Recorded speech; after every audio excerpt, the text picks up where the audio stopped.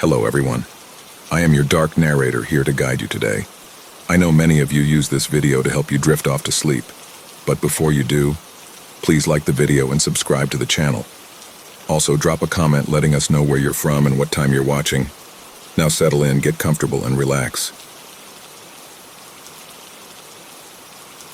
For a bit of context, this happened about 2 years ago, a few weeks after my little brother was born. Ever since we moved into this house, there's been this small room in the basement that's always locked. To show you how little anyone uses it, I don't even know what's in there, but I've always assumed it's just utility stuff like meters or something. The room is really tiny, barely big enough to lie down in. Now let's get into it. My parents went away for a weekend together, leaving me, my older sister, and my baby brother, who was just a few weeks old at the time, at home. My parents trusted us to take care of ourselves since they'd done this before. Anyway, that night my sister went out with friends and wasn't planning to come back until 4 or 5 in the morning. I watched a good movie and, since it was already getting late, I decided to put my little brother to bed in his room upstairs. I did that and came back down to watch another movie, but I ended up falling asleep. About 2 or 3 hours later, around midnight, I woke up to these strange noises coming from upstairs. At first I thought it was just the neighbors since they can be pretty loud and the walls are thin. But then I looked at the time and realized it was too late for them to still be awake, let alone making that kind of noise. So I got closer to the stairs to investigate, and just as I was about to go up the first step, I heard the sound of something metal falling on the ground. Guess what? It was the key to the small room in the basement. I immediately grabbed my phone, and instead of calling the police, I texted my friends to tell them what was happening. One of my friends had the brilliant idea of calling the police for me. Suddenly, I heard the bathroom door slam shut. I knew it was that door because it makes a very specific creaking noise when it closes. I remembered my brother was sleeping upstairs, so I carefully went up to check if he was okay. Thankfully, he was fine. Still not fully grasping how much danger I was in, I went to the bathroom door. Since it opens inward, I decided to violently push it open, and I heard a man scream. I immediately shut the door and held it closed to keep him from getting out. He broke the window, and outside the bathroom there's this sort of balcony, not a proper one, but you get the idea, that connects to the balconies of the neighboring houses, which are all really close together. He used that to escape. I grabbed my brother in my arms, ran to the kitchen, and noticed that one of the knives was missing from the knife block. I picked up another knife and crouched in a corner of the living room, crying like never before. The police arrived, and I opened the door for them. When they searched the house, they confirmed that the bathroom window was broken, and I had hit the guy so hard that there was blood on the floor. But the most shocking and traumatizing part was what they found in that small basement room. There were blankets and cans of food. They concluded that he had been living there for several days. That's it. I hesitated a lot before posting this because it really affected me, and I'm sorry if the story isn't super clear. Some of the details are still jumbled in my head. Anyway, I hope you found it interesting.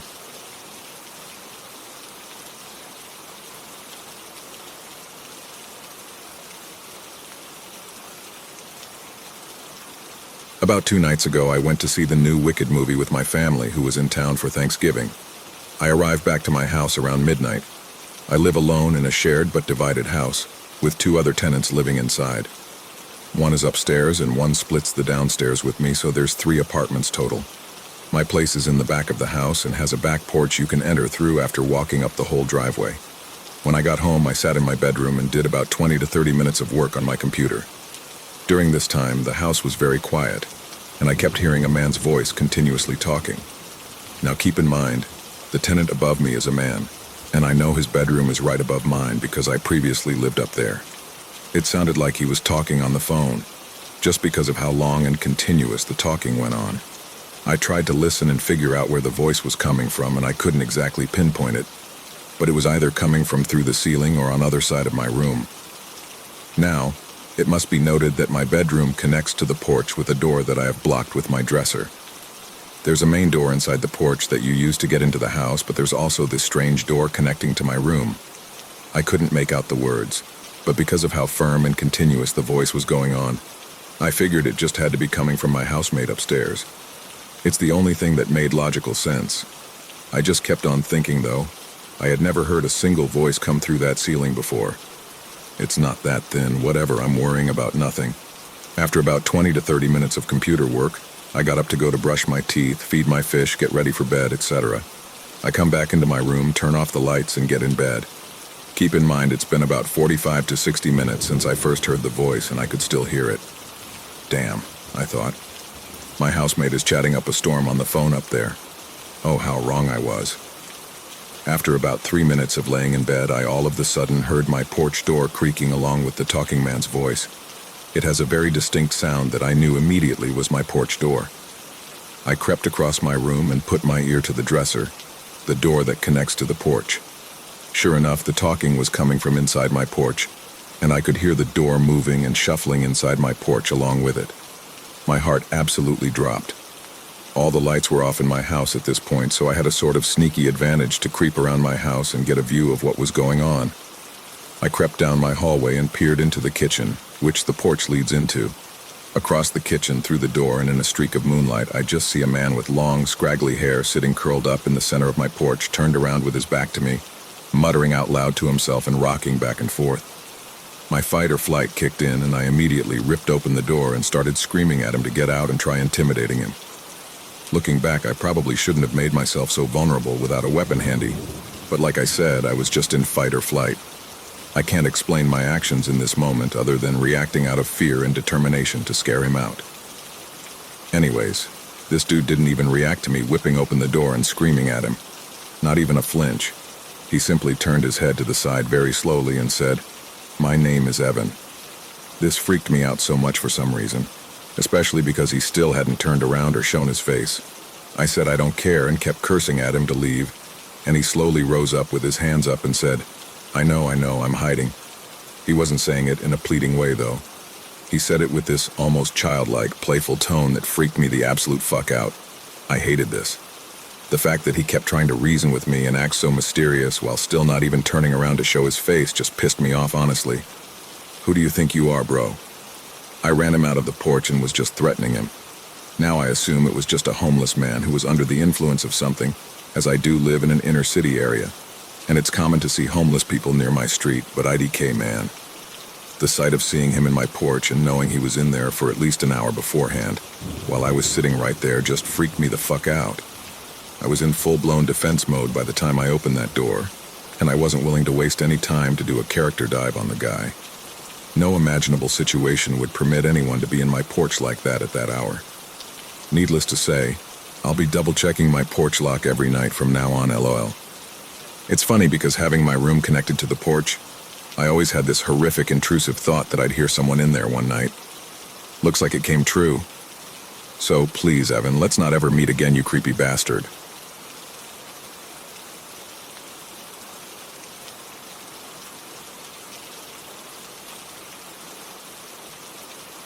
This happened shortly before weed was legalized in Germany. In Berlin, regulation was already quite loose. As long as you didn't explicitly bother anyone, you usually wouldn't get arrested for smoking in public. I've been smoking daily for years. I know it's not great, but that's beside the point, so I can function pretty well while stoned. However, I almost never smoke in public, partly to avoid trouble, but mostly because I enjoy the comfort of my own home. One late night around 3 a.m., I was chilling online with friends, ready to call it a day. I wanted to relax with a joint and one of my favorite shows, but unfortunately, I had no snacks left. Determined to end the night with a proper munchie session, I decided to hit up a nearby Spady, a small convenience store similar to a 7-Eleven. At that hour, only the sketchiest ones are still open, often operating illegally. I grabbed my coat and keys, but stopped short before leaving. Why not add a little joy to this cold walk, I thought, rolling a small joint. I lit it as I stepped outside, braving the freezing breeze. The area I live in is pretty rough, mostly foreign residents, many from Arabic countries. Poor integration has led to crime and violence being all too common. Even so, I was in good spirits as I strolled toward the flickering neon sign of the Spety. Just one more intersection to go. A group of men stood at the corner. They looked Middle Eastern, a bit older than me, and watched me as I walked by. It felt normal. Nothing to worry about, I thought, already a little high. I crossed the street without giving them much thought.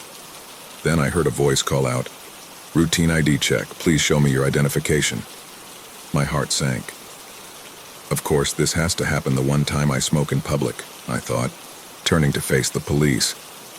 Only they weren't police, it was the group from the intersection now slowly approaching me. "Routine ID check, please show me your ID. We're undercover cops," one of them said with a smug grin. I froze. The fact that they weren't cops became clear when, despite their demand, none of them reached for any identification. "You know smoking weed is illegal, don't you?" the man continued. His pupils were enormous, like saucers. It was obvious these guys had no authority whatsoever. They began circling me.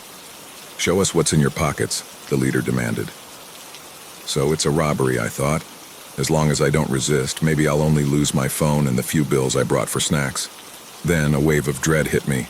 My weekly tips, about 300 euros in cash, were also in my pocket. I had forgotten to deposit it earlier. Losing that money would crush my tight budget for the month. What now?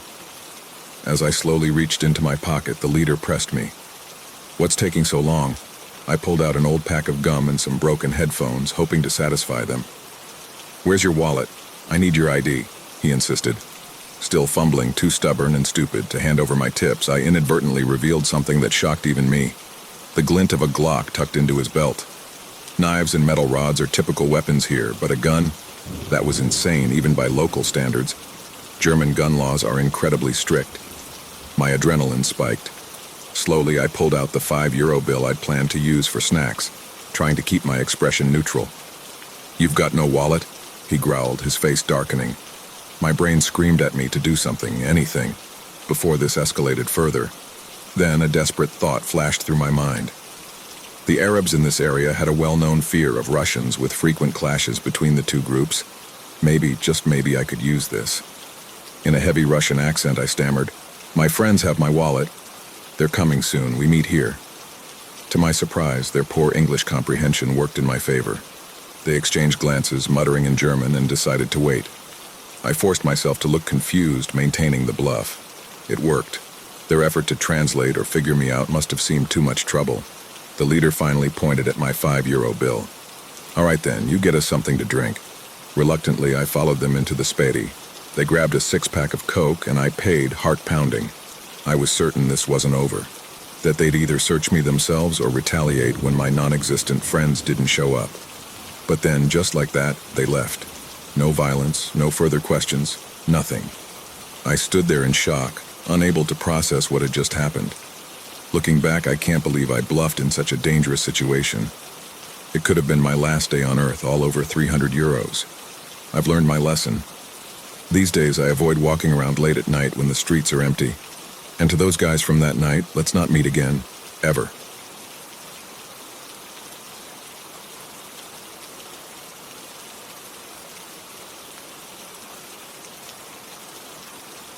Hello, everyone. I want to be brief about this experience that to this day is still going around in my head and made me more of a believer than ever. Some time ago, in November 2021, my partner at that time gave me a kitten for my birthday.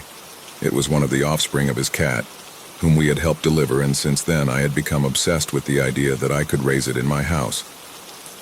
I had never seen a kitten as beautiful as this white tabby with blue eyes. We quickly formed a very strong bond. We were practically inseparable and had a connection that I had never had with any animal before. He loved to play with the bugs he found, so much so that he used them as toys, hence his nickname Bichon, from the Spanish for little bug. Time went by, and as we grew, that bond grew stronger and stronger.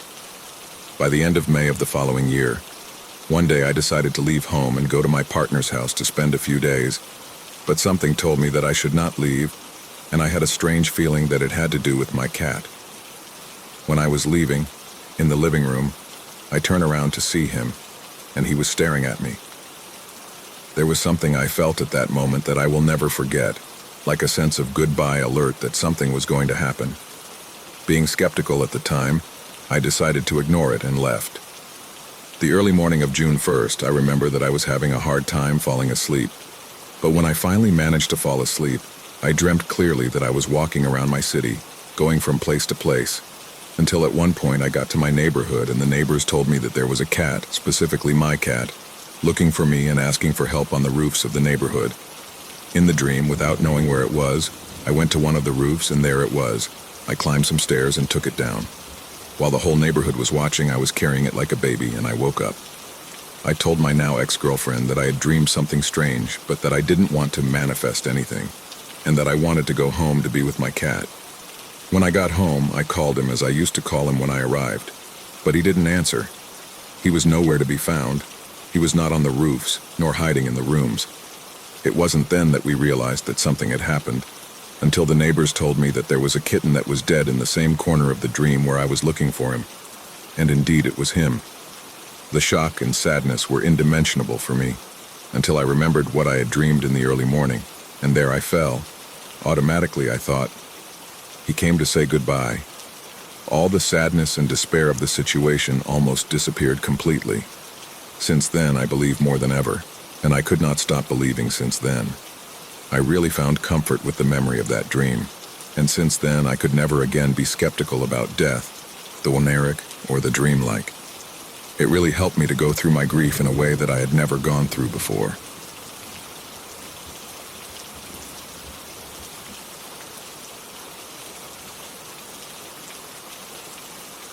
The light from above shone like a moon on a dark night, prepared for a howling retribution that never came.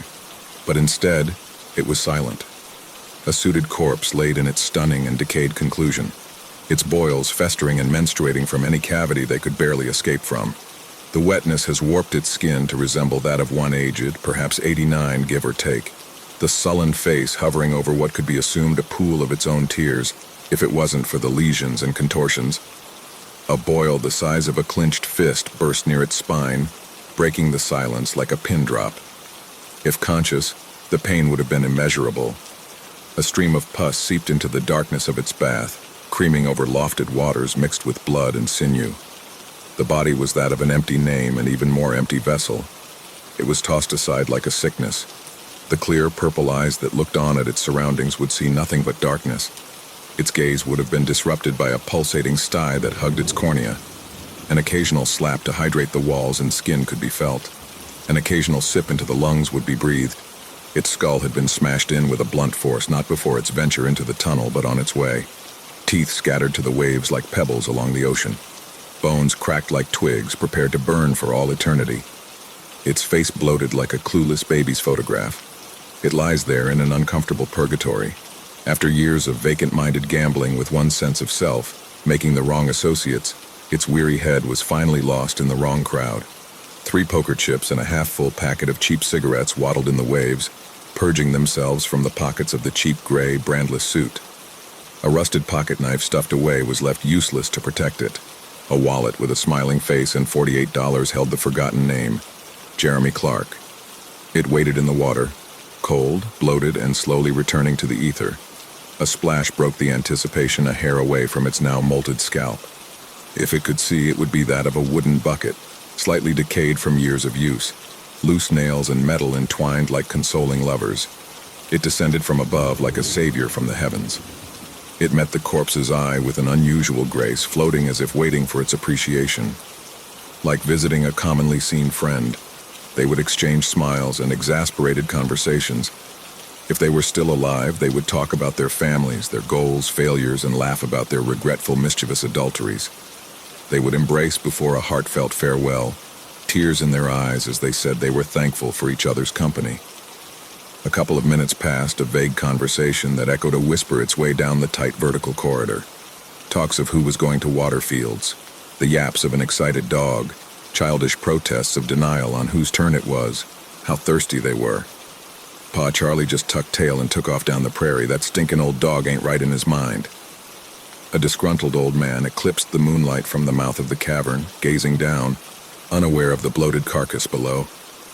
He grabs the twine that held the bowl between both worlds, looking back in a multitasked annoyance.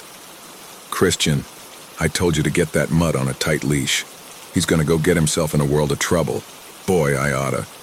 The echoes trailed off the ripples as his voice became that of inward acceptance.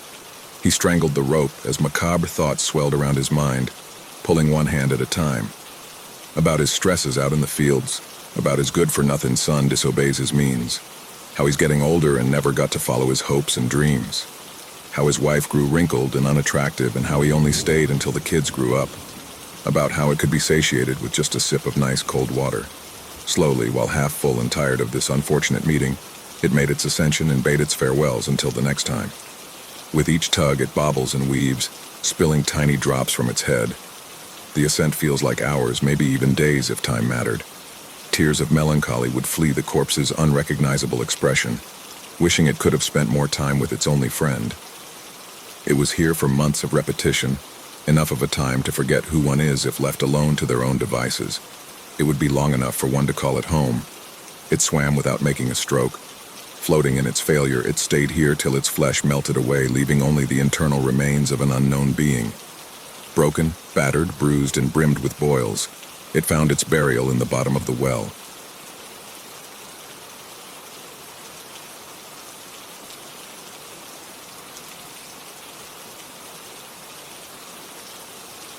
I don't have the best memory of my childhood. Not that my childhood was bad, it wasn't, but I just don't remember that much of it compared to a lot of people. My grandfather always stood out to me, which was strange because he was never around very much. The few times that he came around for Christmas or some other family occasion, he seemed a kind but serious man. I remember him talking to me and showing me coin tricks, and I liked the sound of his deep, rumbling voice as he told me stories about far-off lands and fantastic creatures. I remembered liking him and feeling sorry for him, because underneath it all he seemed very sad and tired. I knew that my grandmother had died not long before I was born, so I always imagined that was a lot of why he was sad. I say this all to explain that I had a limited but positive idea of my grandfather before a few days ago. Last month, my parents were killed in a car accident coming back from a movie. I live 2 states away, but as their only child and closest relative, I got the call. The next few hours were a haze of travel and crying and shock, but I know that when I got to the hospital, my grandfather was there. Even as an adult, I was amazed at how large a man he was, and when he swept me up in a quiet hug, I cried against him for several minutes, welcoming the comfort. We did the funeral arrangements together and agreed that we would come back in a few weeks to go through all of their things and get the house ready to sell. He had already made clear that regardless of whether they had a will or not, he wanted everything to go to me, but he would be happy to help and get to know his grandson a bit better. The funerals went well as far as those kinds of things go, and I went back to my life. Last week, I got a call from my grandfather, and we agreed to meet up this past weekend to start going through all of their belongings. I got to the house on Sunday morning, and the last couple of days have been a bit sad at times, but they've been a lot of fun as well. My grandfather is much like I remember him, a serious but kind man that enjoys talking and telling stories, and he has actual conversations with you rather than just taking turns monologuing, which is a rare commodity in my experience with older people or people in general nowadays. He wanted to know about my work, if I had a girlfriend, if I liked the area I lived in. He told me some about his days in the army as a medic, and then his time as a doctor. I knew he had been a pretty famous surgeon at one point, but that mostly stopped after his wife died. He still had a small practice and would sometimes publish academic articles, but he had saved much of the money from his early career as a surgeon, so he was comfortable enough financially that he could do what he wanted for the most part. Much of our time was spent busy and in separate parts of the house or garage, so we would largely talk at meals and in the evening hours before bed. By the second night, we were more comfortable with each other, and that's when my grandfather started talking about his wife. Even now, some 30 years after her death, it was clear how much he loved her and missed her. He started off by telling a story that involved her only peripherally, but soon he was just telling things about her. Funny stories, tales that illustrated how smart or good she was, little sayings she used to have. It was sentimental, but it was so genuine and heartfelt that I wasn't uncomfortable. Seeing how much he loved her made me love both of them more. I had no sooner finished that thought when his expression turned darker, like a ship entering sudden storms. He started talking about how she was taken from him, how that man, that thing, had killed her. I just listened, but internally I was wondering where all this was coming from. As far as I knew, my grandmother had been killed by a drunk driver. While that was terrible, he was making it sound like it was something else, like she had been intentionally murdered in some way. It was all pretty vague, but I could still see when he realized he was saying more than he intended. He looked embarrassed and apologized for rambling on, making some passing remark about how he had become the old man at the mall that will talk for hours about nothing. I laughed and was going to reassure him that I was enjoying it, but he was already on his feet and looking at his watch. He had to be going, he said. Had to run into town to take care of a couple of things before it got too late, but he'd see me in the morning. I found this all very strange for a couple of reasons. First, we had just gone to town earlier that day and bought supplies and groceries to last at least a couple more days. Second, it was nearing 10 o'clock, and aside from a gas station or bar, I doubted much would be open in the closest town, which was relatively small and a good 30 minutes away. Still, he was a grown man and my elder, and it was none of my business where he went or what he did. Maybe he just wanted to go off and be by himself after talking about his wife so much. In any case, I said goodnight and he headed out. A minute later, I heard his giant SUV rumble to life outside and trundle its way out into the night. I went to bed, but though I was tired, I had trouble falling asleep. Part of it was sleeping in a strange place. This house had not been our house when I was growing up, so aside from visits, I had never slept here for long. Part of it was worrying about my grandfather. My bed was next to a window on the upper floor, so periodically I would peek out to see if I saw any sign of his return. The moon wasn't full, but was still bright enough to shine off the lawn and the trees that grew thick as they became woods and then forest. It was beautiful, and I knew my parents had loved it here. Still, it was too remote for my tastes, and if they hadn't lived so far out of town, they probably wouldn't have gotten killed coming back from a movie.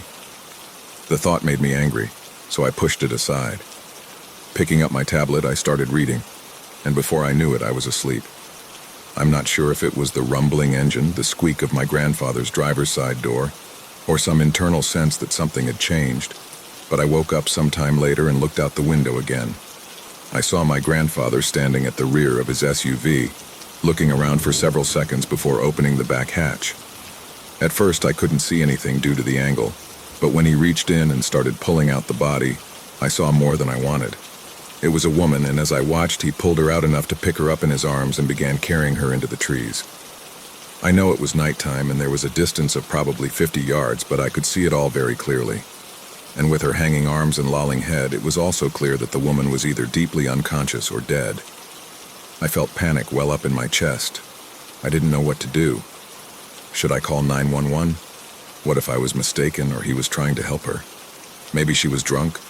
But if he was trying to help her, wouldn't he have either carried her to a hospital or at least brought her inside here rather than carrying her into the woods? It was all so strange, and the longer he was gone out of sight, the less real it seemed. So I did nothing. I sat by the window, looking out for a number of minutes, and then just when I was about to give up, he came back into view, empty-handed and picking his way between the trees as he approached the car. He shut the back hatch on the SUV with a shake of his head, and then looked up, right at where I sat in the window. When I first saw the body, I had been careful to stay low and slightly back from the window. But time and shock had led to me paying less attention to how visible I was as I waited for him to return. And there was no doubt that he saw me now. As if to confirm it, he lifted his hand and gave a small wave. Feeling a strange combination of embarrassment and horror, I waved back. As I'm writing this, it's the next morning, and I've spent the last several hours deciding what to do or say to him while listening out for the slightest creak of the floor or turn of the knob. He may not know I saw the woman, and I guess there could be some benign explanation, though that seems unlikely at this point. Either way, I hear and smell him cooking breakfast, and he's going to be knocking on my door soon. I love my grandfather, but I don't trust him, not anymore. I think I'm going to try to talk to him, but at the first sign of trouble, I'm out the door. If I have more to report and am able to do so, I'll write again soon. I left off while I was still upstairs, trying to decide what to do.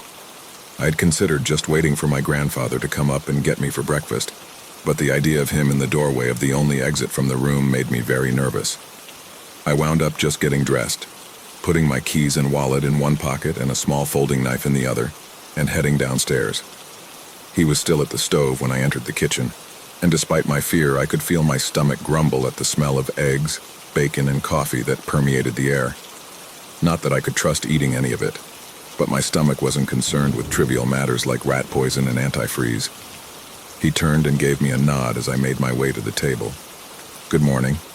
I was going to come get you up in a few minutes. Hope you're hungry." "Nah, not too much," I lied. "My stomach has been weird this morning, so I think I'm going to have to wait. Smells great, though." I sat down in a chair where I could face him and reach the door outside or the living room quickly if things went south. He nodded his head and kept on poking at the eggs. "Well, That's a shame, but it'll be here for you if you feel up to it a bit later. He set the pan of eggs on an unlit burner and turned to face me, his expression slightly concerned. Don't think you're getting sick, do you? I shook my head, weighing different lies and excuses, but finally I decided this was as good of an opportunity as I was going to get to broach the topic of what I had seen the night before. I've just been a bit worried since last night. I saw you when you came back last night. My grandfather was nodding already, but I pushed on. I saw all of it, not just when you came back from the woods. I saw the woman you had. His expression didn't change at first, but after turning off the stove and taking a seat across the table from me, I saw a mixture of worry and sadness on his face. I thought you most likely had, and I know how something like that must look. I didn't want to frighten you by approaching you about it, and if I'm honest, I was hoping you had missed the first part. Not the way I wanted you to find out about all this. He rubbed his mouth and gave a nervous smile. Still, I was half afraid you'd be gone when I got up this morning, or that there'd be police out here. I know you can't trust me right now, but giving me the chance to explain means a lot to me. I nodded. His words were said in an even and reasonable tone, but I couldn't help but feel a dull dread growing in my stomach. A part of me had hoped he would deny everything and convince me it was a dream or mistake. Instead, he was confirming that it happened, and I'd be lying if I said he wasn't intimidating even in his kindest moments. He was very intelligent and half a foot taller than me, and the last couple of days had been proof enough that age had slowed him very little. Last night he had carried that woman without any signs of real effort, carried her lifeless body out into the dark to... Come back to me, I know this is frightening. I can tell you that you have no reason to be afraid of me, but how much is that worth right now? Very little, I suspect. So let me explain as best I can. All I ask is that you listen to the entire thing, and if at the end of it all, if you want to call the police or leave or whatever you think is best, I will be fully cooperative. But I need you to hear the entire thing because some of it is going to sound very strange at first. Okay? I leaned back in my chair, my head pounding. This was the point where I had to make a decision to give him a chance or not, whether to risk myself even more or not. On the one hand, I could run and call the cops. On the other, I could hear him out, and in theory still do that if I didn't like or believe what he told me. Still, where did we put the tape? When he raised an eyebrow, I shrugged. I'll hear you out, but I want you taped to that chair before we start. I can't risk this being a trick or you deciding it's not going your way and you want to attack me. I could see the hurt in his eyes, but I pushed past it. I want to believe you, to trust you, but you know it's the smart thing to do on my end. He nodded. It is. I'm proud of you for thinking of it. I just hate it comes to that. But that's my fault, not yours. It's in the living room, I think, on the table by the sofa. Standing up slowly, I backed into the living room and grabbed the tape, fearful for the 5 seconds he was out of sight.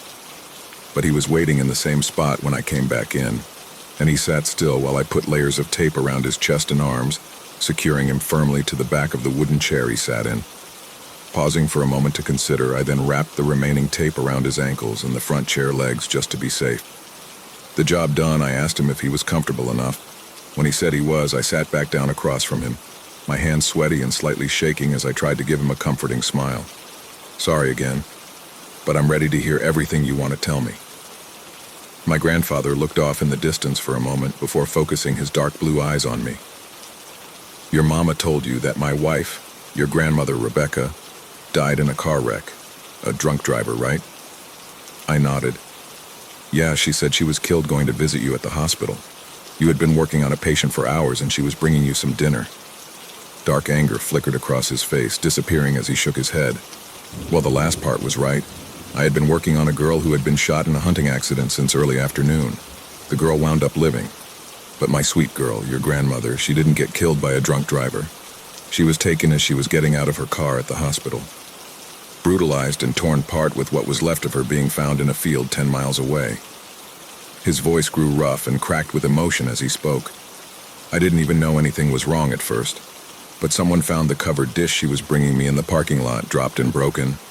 They figured out it was her car and then they came to me. I had just finished the surgery an hour earlier, but still had another 5 hours on my shift.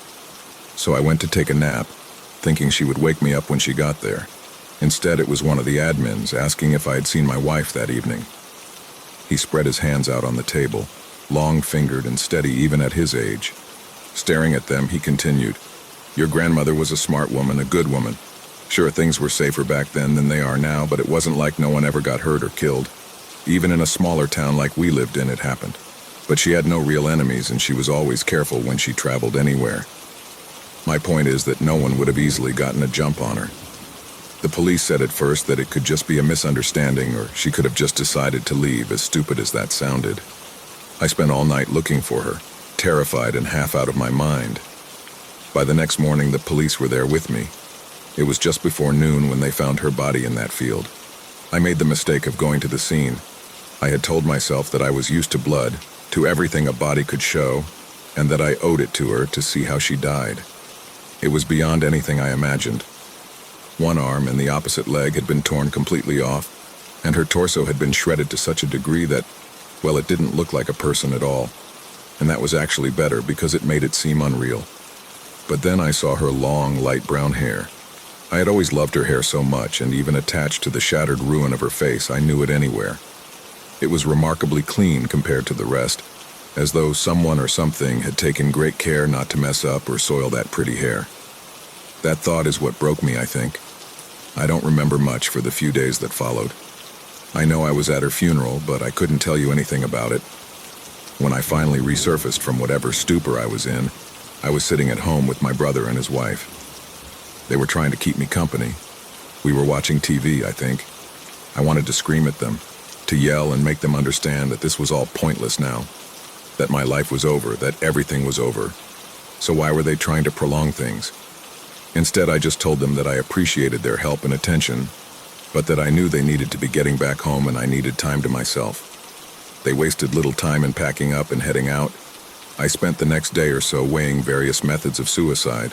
I really had no interest in living in a world without her.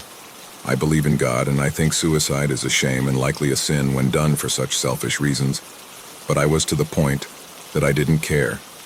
I didn't care if I went to hell for it. I felt like I deserved it for letting this happen to her. But this led me down the path of dwelling on what had happened to her and what had caused it, who had caused it. I set aside my ideas of pills and ropes and self-inflicted gunshot wounds, got a shower and a shave, and I went down to the police station. Over the next few weeks, I continued to harass and harangue them, pushing them to do more while understanding there was likely little more they could do. They had looked for witnesses. There were none. They had looked for evidence of how the attack was committed, and had only come up with injuries caused by indeterminate, blunt and serrated objects. There were no cameras at the hospital until 3 years later, and this was before the age of cell phones to track. After bullying them with a threatened lawsuit, I obtained copies of all their photos and reports. I poured through them, but found little more of note. The parking lot was paved, so there were no tire tracks to follow, and no tire or shoe tracks had been found near the field where she was killed. Something about the parking lot stuck out to me, but I wasn't sure what it was at first. After 2 days of looking at everything, it hit me.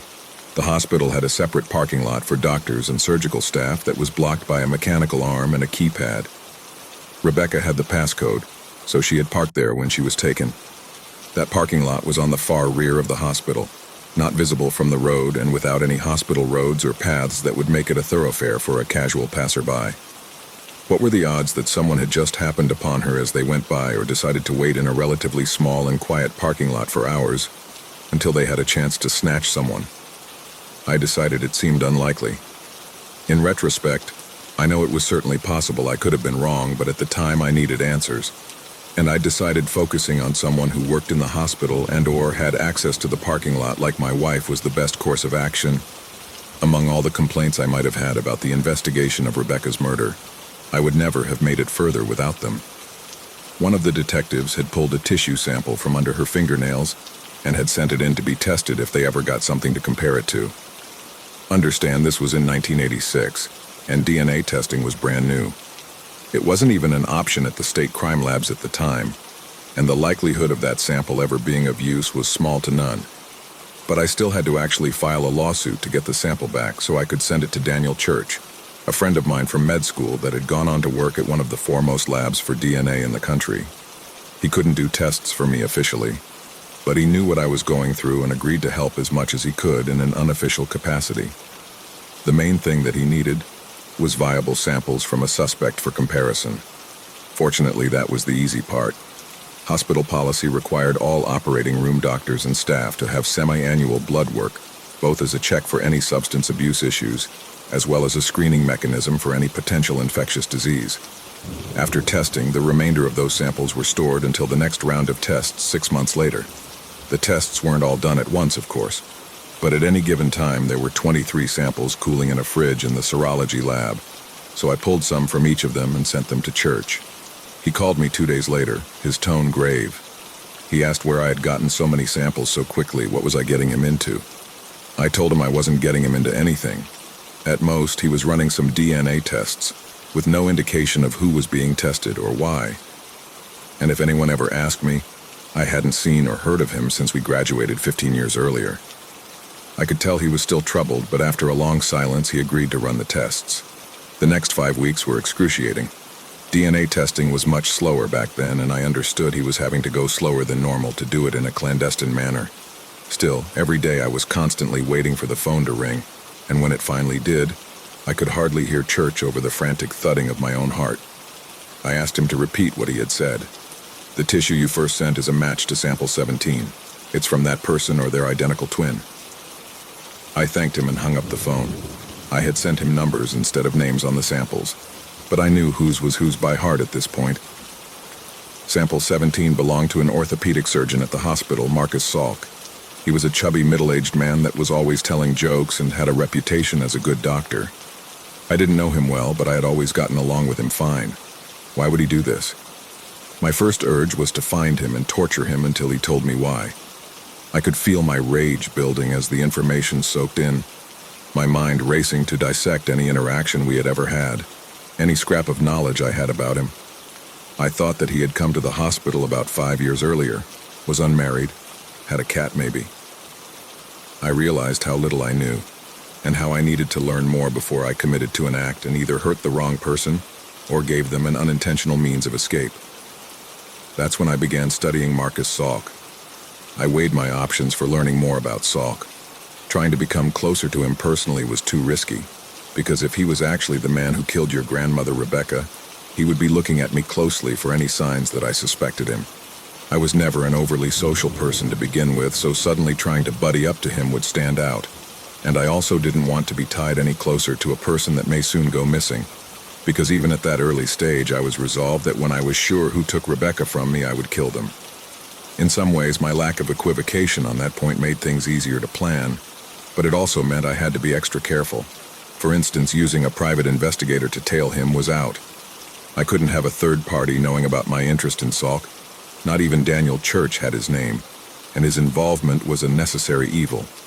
Also, what if the PI saw Salk doing something illegal and called the police? I understand how that sounds, but you need to remember that I had no idea what his motive was if he was the killer. Was it an isolated incident or part of something more? The brutality and the transporting of the body to the field pointed towards someone who had possibly killed before. But the inherent risk in taking someone from the place you work, even in a small and isolated parking lot like that one, made me wonder if he was either an amateur or at least very impulsive. Also, being honest, I didn't want anyone between me and the person that took her away. That left watching him myself. While I was no expert, I knew I would need 3 basic things: opportunity, ability to observe, and concealment. For opportunity, I slowly shifted my work schedule at the hospital to mirror that of Salk for the most part. This had to be done over the course of a month, so I didn't arouse suspicion. Even then, it wasn't perfect, as I would be on call at times and I couldn't watch him constantly in even the best of circumstances. Still, I managed to develop a routine of watching him over 40 hours a week, which was the best I could manage by myself. As far as ability to observe, I bought the best binoculars and parabolic mic I could afford, along with some tools for getting into places if I needed to. Planning ahead, I also bought a .45 pistol, 5 bundles of rope and 3 rolls of tape, 2 knives and a stun gun. I wasn't planning to act yet, but I wanted to be prepared just in case. Obviously, I had to get these items over time and with cash only. Concealment was simpler but more expensive. I bought 2 older model cars that were cheap, reliable, and common. I had to look at a number of cars before I found 2 that had no distinctive damage, trim, or color combination, that also weren't likely to break down on me. I then found 4 places to park them where they wouldn't be towed so long as they didn't stay in one spot more than a few days. As long as I rotated them a couple of times a week, everything was fine. I considered disguises, but I saw too many pitfalls. If I got pulled over, it would look suspicious. If Salk saw and recognized me in some getup, it would alert him right away when coincidence might explain us intersecting otherwise. I also wanted to keep up with any similar killings that might have occurred, and this was before the World Wide Web, so that meant newspapers. I got a dozen subscriptions from a roughly 500-mile radius around and began pouring through them looking for murders and disappearances. By the time everything was in place, 2 months had passed from when I got the DNA results. The first night I set up down the street from Salk's house, I felt a stir of excitement mixed with my constant sadness and rage. The preparations of the last few weeks had preoccupied my thoughts somewhat, but it had done nothing to ease my sorrow or cool my anger. Sitting in the shadows on that quiet neighborhood street, I strained at every sound and movement like a racehorse waiting for the gate to drop. Just let me have something to confirm what this man had done so I could set to tearing him apart. But of course nothing happened that first night or the nights that followed. I would trail him from his home to the store, to the movies, to a coffee shop where a bored girl 20 years younger than him tried to gamely fend off his awkward flirtations. Between the binoculars and the mic, I could see and hear a surprising amount, and as time went on, I got better at positioning myself at the best angles while hopefully staying inconspicuous. 3 weeks in, and I felt like I knew Salk fairly well. He seemed to be a lonely but harmless man that did nothing out of the ordinary. But of course, that was outside Salk. I needed to see what inside Salk looked like. I had explored the exterior of Salk's house one day when I knew he wasn't there a month ago, and the safest place to enter seemed to be the back door. I had ordered a pick set in the same model lock as he had, a cheap 4-pin lock with no security pins. I had actually read a book on lockpicking when I was a kid, but I had been reading more lately in preparation for this. I practiced on the duplicate lock for hours, mainly using a small tension tool at the bottom along with a rake pick to trigger the pins. I knew the real lock would be keyed differently, of course, but with practice I could unlock the dupe in less than 30 seconds. I picked a rare night that he was working and I was not, and then I went to his house. Parking 2 streets over, I cut through backyards quietly, wincing at the bark of a nearby dog.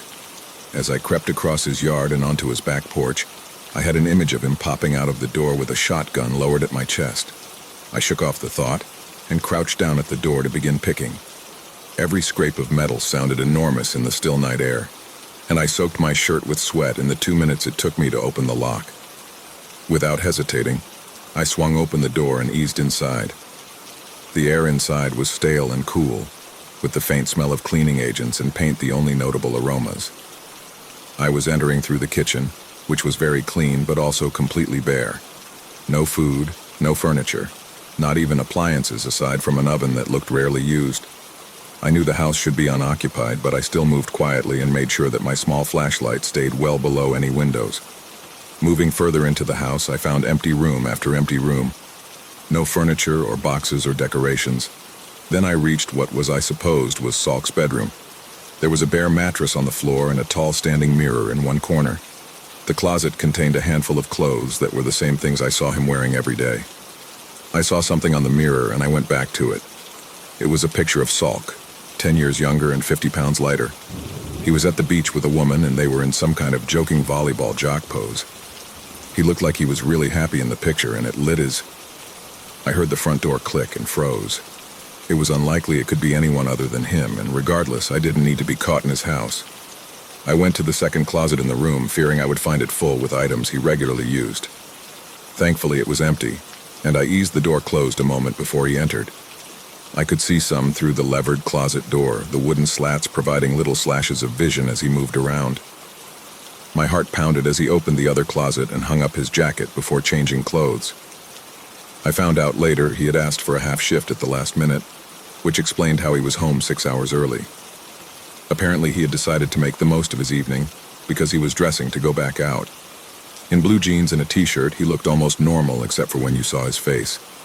It was completely devoid of expression as he silently moved around the room. After putting on different shoes, he stood in front of the mirror staring at himself, motionless for several minutes. His stillness was almost mesmerizing. When he finally moved, I almost jumped. He was reaching for the picture, holding it closer and studying it before studying his own face again. His eyes went back and forth, as a facsimile of the smile in the picture took form on his face. Watching the expression's slow birth across his lips was weirdly grotesque, but worse was the realization that came with it. He was practicing. He was practicing how he should look when he smiled. As I watched Salk study himself in the mirror, I kept waiting for some sign he knew I was there. A glance in my direction or some indication he was preparing for a fight.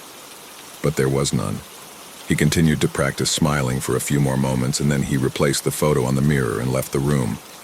When I heard the front door open and shut again, I assumed he'd left.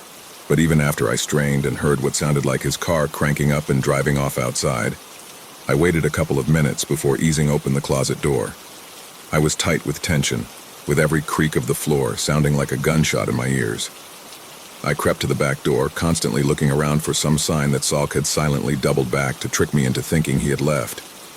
But no, he seemed to truly be gone. Peeking out the back door window, I made my way out onto the back porch and across his yard. When I was back to my car, I drove around to his street and Salk's car was gone. I had no way of knowing where he had went, but I decided that was okay. While I didn't have definitive evidence he was a killer yet, the strangeness I had observed that night made the idea a lot more credible. Tired, I went home and tried to get some sleep with little luck. 2 days later, I received one of my distant newspaper deliveries. A 20-year-old girl had gone missing the night I had been in Salk's house, and he had left for parts unknown. It was nearly 200 miles away from here, but based on the timeline of when she was last seen, he would have had plenty of time to get there if it was him. Even not knowing if he were to blame, I felt terrible. Responsible. If I had done better, been smarter, I could have stopped him already, or at least tracked him so I would know if he had gone to the girl's town or not. As it was, I was left with continuing to observe that, and trying to find out more about Marcus Salk from his past. I pulled his file in the admin office at the hospital and found that prior to coming to our town, he had been at a hospital outside of Olathe, Kansas for a number of years. Not much other information beyond his curriculum vitae, which contained nothing out of the ordinary for an orthopedic surgeon. Still, it gave me a jumping-off point. I called the hospital in Kansas and worked my way to someone in human resources, telling them that I was with a large medical practice in Seattle that was considering extending an offer to a former doctor there, and was checking through his references as part of the potential hiring process. The woman on the phone was friendly from the start, but I could tell there was a brief hesitation and change of tone when I mentioned the person in question was Dr. Salk. Well, I can put you in touch with the chief of staff if you want. He was chief back when Marcus was here too, so he can talk more about what kind of doctor he was. But I shouldn't say anything. Her desire to gossip was almost palpable. I understand, and I'm not trying to put you in a bad spot, but I don't want to make the wrong choice on the guy either, so anything you tell me will be off the record. But it'd be a big help if you could give me any insight you have into him. There was a moment of contemplative silence, and then she went on. It's just, look, Marcus was a nice guy when he first came here, right? Joked around a lot, patients loved him, he had a sweet wife, and he fit right in. Then him and his wife go on vacation to Europe one summer. This was 6 or 7 years ago now, and when they got back, he was different somehow. Different how? I asked, trying to keep the intense curiosity out of my voice. I was supposed to be a mildly interested businessman, not an obsessed stalker. I could almost hear her shrug over the phone. I don't know how to describe it. He was still nice and would joke some, but it all seemed forced. He was off from how he had been before. Within a few months, him and his wife were divorced and he had moved away. I guess he's on the move again. Yeah, we'll see. You've given me a lot of food for thought. Hey, was his wife okay? I mean, did everything turn out okay for her? I could sense her hesitating again, and I was worried I may have pushed for more than she'd give. Luckily, the gossip in her won out as she let out a small sigh. Yes, I guess so, bless her heart. She still lives around here, so I see her from time to time. She doesn't look happy, though. I think Alicia really loved him, and whatever came between them, I think it hurt her a lot. I could feel the rage building in me again as she spoke. Yes, losing someone you love like that, it kind of destroys you. Thank you. Thank you for the help. You've given me a lot to go on. Don't you want to talk to the chief? I gave a small laugh I didn't feel. No, I think I got what I needed right here. Thank you again. When I hung up the phone, I sat with my head in my hands for some time. My thoughts were swimming in the blackness of my mind like pale, blind cavefish. I would catch glimpses of their pallid scales and hear the occasional ripple or splash as they stirred the water. But these ghost impressions left me with little in the way of a solid idea or plan. The things that felt most real to me were my pain and my anger, and it was getting harder to hold them in check. Still, I had to be sure. I took a few days off and drove to Olet to try and track down Salk's ex-wife. She wasn't going by her married name any longer, so the phone directory was of little use. I called the Kansas Medical Board and got a residential mailing address that he had never changed. This led me to a nice brick home in a small suburban neighborhood not far from Salk's former hospital. As I went up to the front door, I could see that the paint around the door and on the shutters was peeling, and the air of disuse and being unoccupied grew so strong as I approached that I felt sure I was knocking at the door of an empty house. But only seconds after I knocked, a woman in her 40s opened the door. She looked at me warily as I fought down the urge to tell her that I knew her. In a way, it was true. She was the girl from Salk's picture. Swallowing, I pushed forward with my story. "Hi, ma'am. My name is Peter Elliott. I was hoping I could ask you a few questions about your former husband." I tried to smile and seem non-threatening, but I could see her running the mental calculus of the likelihood I was a thief or rapist. After studying me further, she nodded and stepped aside. "Come in, I guess. Is Marcus in some sort of trouble?" We stepped into a foyer cluttered with stacks of books and magazines, and as we spoke, she led me down a path to a living room that was even more filled with row after row of books. I gestured around. "You've got quite the collection." She had moved a stack of newspapers off a worn-looking sofa and gestured for me to sit down. She shrugged, looking disconsolate. "I think I slipped from being a collector to a hoarder about 2 years ago. I need to clear all this junk out." She looked used up and small in her pale blue bathrobe as she sat down in an old recliner. Her sad eyes looked thoughtfully distant for a moment before coming back to me. "So is he in trouble?" I smiled. "I don't know yet, honestly. I'm just looking into him for an interested party, and my understanding is that you two were together for years." A brief look of pain crossed her face. "Yeah, we were. Childhood sweethearts, if you can believe it. I thought we'd always be together." I leaned forward. "If you don't feel it's too personal, can you tell me what changed? Did Marcus change?" She picked at some dried skin on her lip nervously. She suddenly seemed very uncertain. Fuck it. Yes, he did. He changed all of a sudden." "Do you know when or why?" She nodded, her eyes focusing on me as anger lit the edges of her face. "I know exactly when. We had just come back from a trip to Europe, something we had wanted to do since high school. Had a great time, too. We had landed in Atlanta and were waiting for our connecting flight to Topeka. That's when he got sick." "Got sick? Sick how?" She shook her head. "I don't know. He had gone to the bathroom near the terminal, and when he came back, he said he didn't feel well. His head and neck were hurting a lot. He felt nauseous. By the time we landed in Kansas, he said it had passed. But," she sighed, "this is pointless. You won't believe anything I'm going to tell you anyway." I grimaced slightly. "I will, please. I can't go into detail, but this is really important, and I'll listen to anything you tell me with an open mind." She looked at me for several moments, again weighing. Finally, she nodded and went on. "He was different from then on. At first, I thought he was still sick or jet-lagged. Then I thought he was stressed or having a midlife crisis. But those were all just excuses, really. Because I was thinking it from the night we got home from the airport." "Thinking what?" "That it wasn't Marcus anymore." She held up a hand. "I know how that sounds, believe me, but I knew that man. I had known him and loved him since I was 10. It was like whatever happened between us landing in Atlanta and taking back off. It swallowed him up. He still sounded like Marcus, and I could see him trying to act like him. But it was wrong somehow. False. It felt like someone who knew a lot about Marcus was trying to impersonate him." She gave a harsh laugh. "I swear to God, he even smelled different. I told my mother that, and she set me up with a therapist right away." I didn't know what to do with all of this. What she was saying was incredible in the literal sense of that word, but I found myself believing her. Even if she was wrong, I didn't think she was lying to me. "So what are you saying? You don't think it was him anymore? What does that mean?" "I don't know, believe me, I've spent years wondering about it, and I still don't know the answer. But something changed, and not in the normal, oh, people change way. He was not right.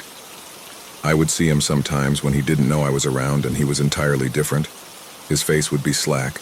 His eyes would be dead. He looked like some kind of terrible doll. I thought about my night in the closet and suppressed a shudder. Was he ever violent or abusive towards you? She shook her head. No, never. Never said a harsh word to me. Actually had less of a temper than he had before. But he'd always been sweet back when he was himself too. She rubbed at her eyes for a moment before continuing. But it didn't matter. I tried talking to him about it at first, tried to see if I could help. But when I finally accepted that it wasn't him anymore, I found myself just getting more and more withdrawn, more and more afraid of him. What made you afraid of him? She stood up, jamming her hands in the pockets of her robe as she began to pace around the open patches of floor in the room. You ever been to an aquarium with sharks? I nodded. You know how they'll swim by, looking at you all calm and placid, but you know that behind that black eye they aren't calm or placid. They're just not ready to eat yet, and they know there's glass in the way. That's the way I came to feel when Marcus was here. He would glide around me silently in the mornings and at night, his eyes seeing and not seeing me at the same time. And he was always calm, always grinning his fake shark grin. And maybe it was my imagination, but I felt like whatever hunger he had, it was growing, and the glass holding him back was getting thinner. I realized I had been holding my breath, and I let it out. So you divorced him? She gave a small, sad smile as she sat back down. Yes, it was very easy. I told him I wanted a divorce. He said that sounded just fine, and he moved out the same day. Aside from signing papers in a lawyer's office, I never saw him again. Okay. But why did you stay here? Stay in the same house? Weren't you worried he might come back? Her smile grew slightly. Well, that's the thing, isn't it? On the one hand, yes, I'm scared of seeing Marcus showing back up one day. But what if it was the real Marcus that came back? What if I had moved, changed my name, made sure he couldn't find me, and then it was the real Marcus somehow back as randomly as he was taken away, and he came looking for me? What if he couldn't find me? Her voice grew thick at the end, and I reached out to grasp her shoulder. I didn't have any real words of comfort or wisdom for her, and being around her pain just reminded me of my own. Standing, I looked down at the girl that had once been Alicia Salk. It made me hate Marcus even more to see what he had done to her. I don't have any easy answers for you, Alicia. I don't think that Marcus, your Marcus, is coming back. I don't know if that helps or hurts you, but maybe it will make it easier for you to move on. She looked up, her expression bitter. It doesn't help, and I know you mean well, but I'd like you to leave. I nodded and headed outside. I turned to say goodbye, but the door was already closed behind me. When I got back home the following morning, I found a follow-up article on the missing girl. She had been found behind a middle school a few miles away from where she was abducted, and she had been torn apart. Sound travels farther in cold weather. It's called refraction. Essentially, the sound waves that are in the higher, warmer air that is farther from cold ground move faster through the more excited air molecules and get pushed back downward. So sound gets amplified closer to the ground. I knew that at the time, though I didn't learn the science behind it until later. That night, I was just wondering how far away the screams of the little boy were coming from. It had been 5 weeks since I'd returned from Olat, and in that time I had found out little new beyond some information about the last girl who had been killed. A pretty blonde girl in her sophomore year of college. She had 2 parents and a brother that the newspapers bled for grief and drama for a couple of weeks before moving on to the next tragedy. But it wasn't over for them. It would never be over for any of us. It would have been an easy thing to add their imagined pain to my own and use it as all the justification I needed to end this now, to end him now. But for all my circumstantial evidence, I had nothing definitive. Even the DNA from your grandmother's nails, while compelling, didn't eliminate any other explanation, and given what I intended on doing to him, I needed to be sure. I had stayed busy in the intervening weeks, both in surveilling Salk and my work, as well as in more fully preparing for when I finally took him, if it came to that. I purchased, again slowly and with great discretion, a variety of medical supplies and tools. I found an old moving truck from a defunct company that I got cheap with cash. The container body of that truck is where I set up Salk's room. I bolted a table to the floor and attached straps and chains to it. I attached lights to the interior corners of the container and added a row of shelves and a chair to one side. I even welded an IV stand to the wall so I could keep him fed with whatever cocktail of saline and drugs I needed to keep him alive. I planned on torturing him for a long time, and I didn't want him dying from shock or infection. I told myself I was going to do all these things to him to get information, to get answers to the hows and whys of what all he had done. But that was only partially true. In my heart of hearts, I knew was going to do it whether he gave me answers or not. I hated that part of myself, but if I was going to control it, I had to accept it. So I prepared the room Salk would slowly die in, while salving my conscience with the knowledge that I was being thorough and fair before I took him. Of course, that's not how things played out. One night, the night of the screams and so much more, I was watching Salk's house with the dull-eyed enthusiasm of a sentry who always guards the same post. I had been there for close to 8 hours and was close to packing it up to go get some rest when Salk suddenly came out of his house and got in his car. This was strange for him. It was nearly 8 in the evening and he never left the house after 6, except for the time I had been in the closet, the night the girl was taken. Feeling my pulse pounding in my head, I waited until he was almost out of sight, and then I pulled out and began to follow him. We drove for well over an hour, and despite the darkness of the hour and the other cars on the road, I couldn't help but feel conspicuous. I hung back as much as I dared, but I couldn't risk losing him again. After going through town and traveling up the interstate over 80 miles, he got off at an exit full of rundown shopping centers and closed restaurants. At first, I thought he had a particular place he was headed, but he just turned into the first large parking lot and began cruising through it at a low speed, even circling around the backside of what looked to be a defunct electronics store and a couple of clothing outlets. After he had made a complete circuit, he moved on to the next one and then the next. Once I understood what he was doing, it made it easier for me to hang back and observe. I would stay up near the street and park, waiting for him to finish looking for whatever or whoever he was looking for before easing back behind him and into the next lot. It was nearly 10 now and many of the places were closed, but there were enough cars still around that I should have been hard to notice at such a distance. That distance was a mistake.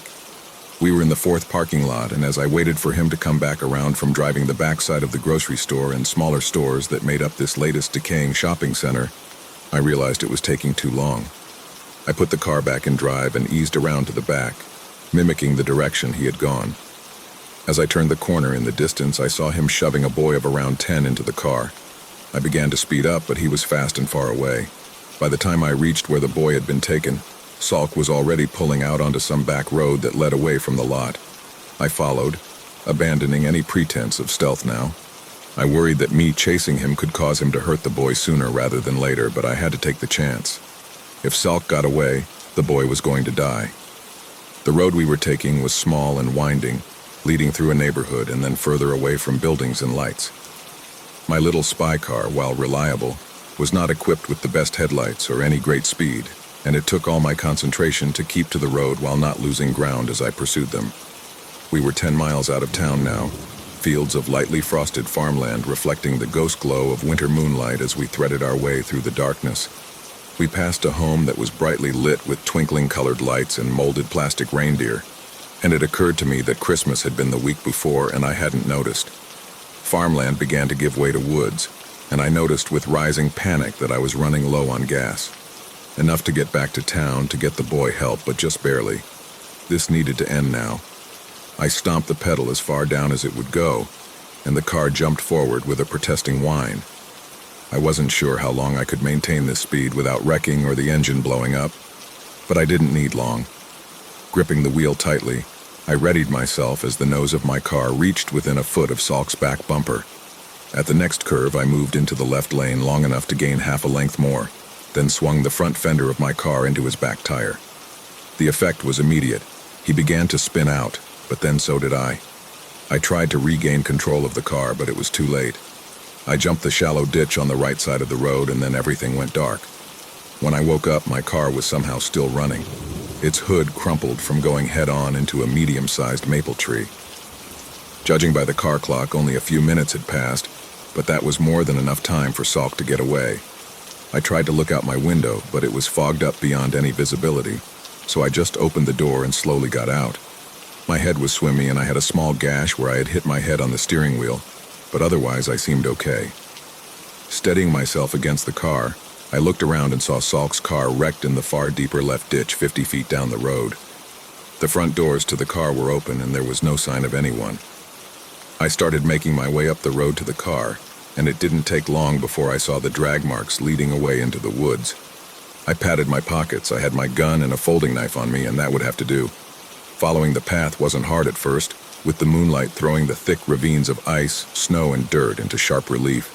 As I got deeper into the trees, however, the shadows and undergrowth began to slow my progress. That's when the boy began screaming.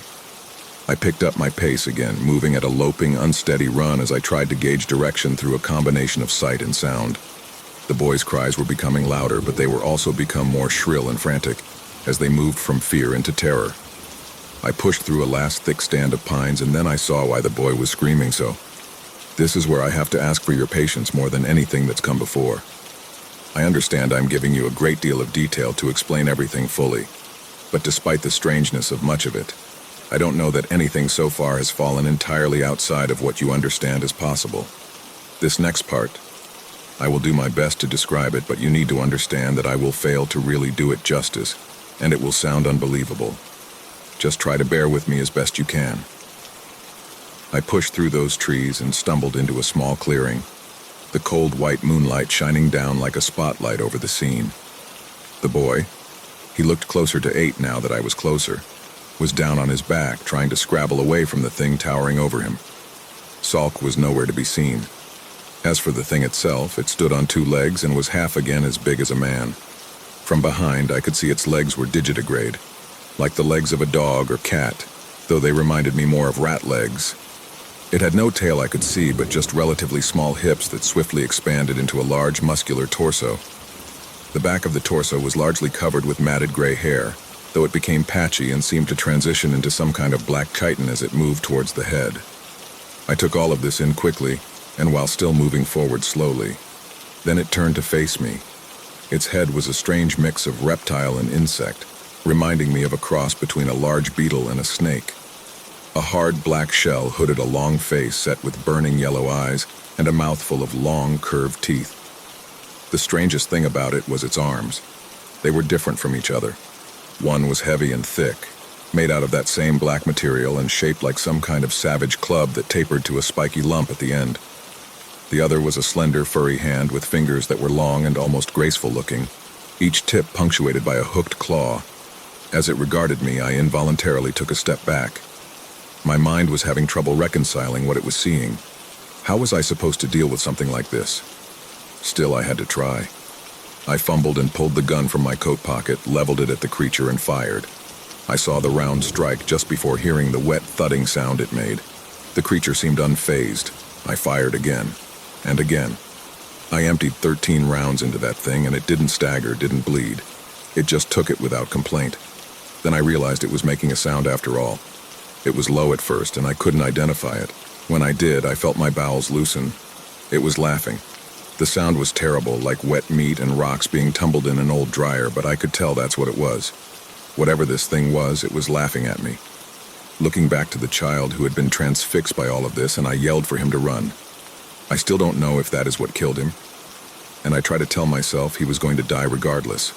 But as I yelled, the creature turned back to him and brought its massive club arm down on his stomach. The boy, well, he burst open. The arm was brought down a second and a third time, but he was well dead before then, the force from the blows shattering his bones and sending jets of blood and ruined flesh shooting off in streams from the point of impact. The thing turned back to me, still laughing its awful laugh, and I swear I could see that mouth of knives smiling at me. So I ran. My mind was half gone at this point, and I can't say that I was even heading back toward the road. Over the sound of blood in my ears, I could hear the terrible thudding crash of the monster pursuing me. I tried to go faster, but my vision was beginning to swim, and I found myself struggling to keep my feet.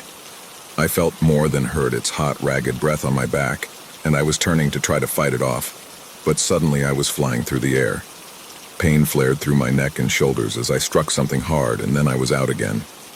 When I came to, I was in a room of some kind. It looked like a basement, with cinder-block walls and the musty air of disuse.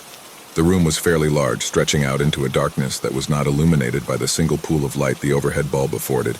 I was tied in a chair, ropes at my wrists and ankles, bungee cord around my chest. I tried to rock the chair, but it was either very heavy or secured somehow because it didn't budge. Next, I tried to listen for any sign of noise, any clue as to where I was or who might be around. Nothing. Finally, I went back to studying my surroundings, peering into the dark for any further information I could find. That's when I saw his eyes. Salk's eyes were reflecting the light from the overhead bulb, and as I stared into the blackness, I could slowly make out his still form. He said nothing, but after another few seconds of studying me, he stepped forward into the light, his eyes still fixed upon me. He was smiling, and it looked very genuine. The reason you're alive, in case you were wondering, is I need to know what you know and who you've told. Salk's voice had lost any forced jocularity that I was used to hearing the times we intersected at the hospital. He stood in front of me, hands on his waist and the unpleasant smile still on his lips, as though he were getting ready to punish an unruly child and savored the idea. I understand you can lie, and I understand that torture is not foolproof, but I have to try, don't I? I looked up at him, fear and rage warring in my heart. I know you're a murderer. I know you killed Rebecca. Salk gave a fake wince as I said her name. Yeah, that was not my best choice. I knew that taking someone from where I worked was risky, but I needed someone and she was just there, like a gift. It was easy at the time, but hindsight is a bitch. If I had known you were going to be a super sleuth, I would have tried to hold off. He smiled again, and I was reminded of Alicia comparing him to a shark. It was apt. But let's move past that. What do you really know? I felt my jaw clenching as anger won out. Fuck you.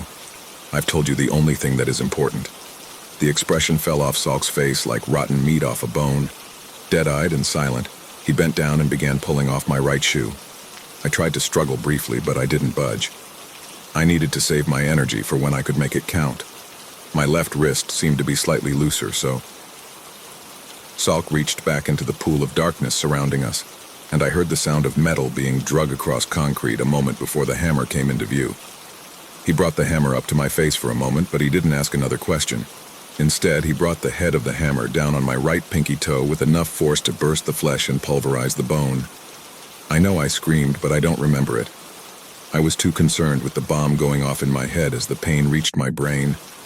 I felt myself slip towards blackness and then back out again. My head was spinning as I gasped for breath, and I realized I was flailing involuntarily, as though my body had decided it was time to escape regardless of any plan I might have. With great effort, I slowed my breathing and movement. It was hard to think about anything but the pain, but I had to try and hold on.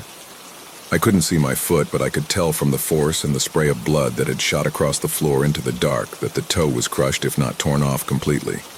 That meant I would be slower if I had to run, but it might possibly make my foot easier to slip free if I didn't black out. Of course, that was always assuming he ever left me alone long enough for me to try before he had broken me too badly for it to matter. Salk was snapping his fingers in front of my face, his expression still blank, but his voice cold and angry. Pay attention. This is your next chance. What else do you know? I knew I needed to cooperate at least partially to minimize any damage and slow things down. Through clenched teeth, I muttered, I know you give things to that monster to kill, or you are the monster. I don't see how you could be, but who knows? That's what else I know. He nodded. So you don't know much, it sounds like. If you're telling the truth, which you probably aren't. But still, a good start. He suddenly slammed the hammer down again on my foot a bit further in. My world exploded into red and black, and this time I heard myself screaming for a moment before I blacked out. When I came to, Salk was just standing there, arms by his side, bloody hammer in his left hand. His eyes rolled towards me when I opened my eyes, but he didn't move yet. Just stood there, statue still, watching me for a while as I tried to get my thoughts together. When he spoke, his voice was still flat but sounded lighter, as though he was happier than he had been. Glad to see you're back. You're down 3 toes now, I'm afraid. In my expert opinion, they are beyond saving. His gaze flicked down to my feet for a moment. 2 of them are pretty much not there anymore, if I'm honest. But hopefully this is making my point. This is how much I hurt you when you cooperate. Imagine how much worse it'll be if you don't. I know how to break nearly every bone in your body without you dying from it quickly. And while I'm ill-equipped to keep you alive long-term here, I can certainly break you enough that the rot and infection that slowly kills you down in this hole will make this, he waved the hammer towards my feet like the scepter of a bored king, seem like a pleasure. I was barely listening to what he was saying. I was too focused on trying not to look at his bloody finger. I had been watching him closely since I first woke here, and I hadn't seen any signs of him being faster or stronger than I would expect. If he typically hid some preternatural strength or agility, it seemed unlikely he would hide it now, particularly when he was trying so hard to frighten me. But it wasn't much hope by itself. Even normal Marcus Salk was perfectly capable of torturing and killing me as he was, to say nothing of that monster I had seen, whether it was tied to Salk or somehow sprang from the man himself. But then, when I woke up, as he gave his best intimidating monologue and waved his hammer around, I saw it. His right index finger was bleeding. That was the hand he was using to hold my foot when he hit it. That told me two things. First, he wasn't especially coordinated. Second, he could still be hurt. Ready to answer my next question? His voice remained lifeless, but it still had that lighter, almost merry edge to it. He was enjoying himself. I nodded, making a point of moving slower and more wearily than I felt. Yes, water, please. I rasped my voice as much as I could, which wasn't hard in my current condition. It was hard to see what Salk was thinking, his face an emotionless mask as he seemed to consider my request. I felt my heart sinking as several seconds seemed to pass. Then his eyes shifted up in what might have been a look of exasperation. Fine. Be right back. Don't go anywhere. He turned and moved into the dark. A door opened, and a light came on in the adjoining room. I could see much more of the basement now, including stairs at the far end that he had not taken. That meant there was water down here and he would be back sooner. I frantically began tugging at my left arm, ignoring the pain and protest of my wrist as I yanked and twisted with all my strength. I had been right. The rope on my left wrist had some play in it, but I wasn't sure it was enough. I started sawing the rope back and forth across my wrist quickly instead, and within a few seconds I saw blood beginning to well around the rope. At the same time, I was aware of the light turning back off in the adjacent room as Salk returned. After a frantic motion to smear the blood more thoroughly on the rope, I gave a last pull to free my wrist. I felt something pop in it, but the blood had provided enough lubrication that it slipped free just as Salk stepped back into the light. Good. Just in time. Seriously? His voice was still too strangely flat to convey sarcasm well, but he punctuated it by throwing the glass of water he had brought in my face. He sat the glass itself down on the floor and then bent forward, gripping my left arm roughly with his left hand as he began undoing the rope around the chair arm with his right. This is what I was waiting for. I knew he favored his left hand, and that he would favor it more with his right one injured. He could have come at me from the side and been totally safe, but he was arrogant and he thought I was secure, harmless. And the stupid bastard had tied my chest with a bungee cord. An adult human male can bite down with over 200 pounds of pressure. Given the proper placement and force, it's more than enough to rip out the left internal and external carotid arteries in one bite. I had thought of the best angle if I got the chance, but I couldn't waste time trying to be perfect. In one movement, I leaned forward and down and then shot my face up into his neck, my mouth as wide I could make it. Distracted with my arm and the rope, he couldn't react in time. I clamped down, grinding my teeth together as I felt skin, muscle, and then tendons give way. I shook my head as I pulled him towards me, and I felt the arteries begin to shred as new volumes of blood sprayed down my throat and out into the room around my lips. I still didn't let go, but I realized that Salk had been squealing. Not really struggling or fighting back, just squealing like a dying animal. I didn't even hear it until it started to fade away. As his body went limp, the weight of it did the rest of the work for me, and with a wet snap, I was left with a mouthful of the man's throat, as the rest of him crumpled to the floor. I spat it out and began working to get free. Even with my injured wrist, it didn't take long. I kept an eye on Salk the entire time. He had lost more blood than any person can lose and live, but I had seen too much already that night. When I was free, I took the hammer and beat his head until there was very little left. When there was no question about him coming back, I began to explore the basement. The room next door was actually a full living space, with a cot, a small kitchenette, and a bathroom. I found some bandages and antiseptic, doing the best I could to protect my foot in the short term.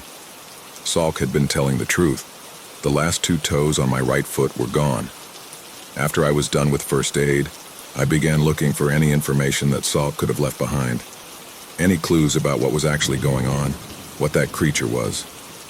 But there was nothing that I could find. I felt my strength waning as the adrenaline started to wear off, so I got to work getting out of there. I quickly pilfered his pockets and found his keys as well as my own. Moving up the basement stairs, I found the door at the top was locked, but after a tense moment, I found the key on Salk's keyring.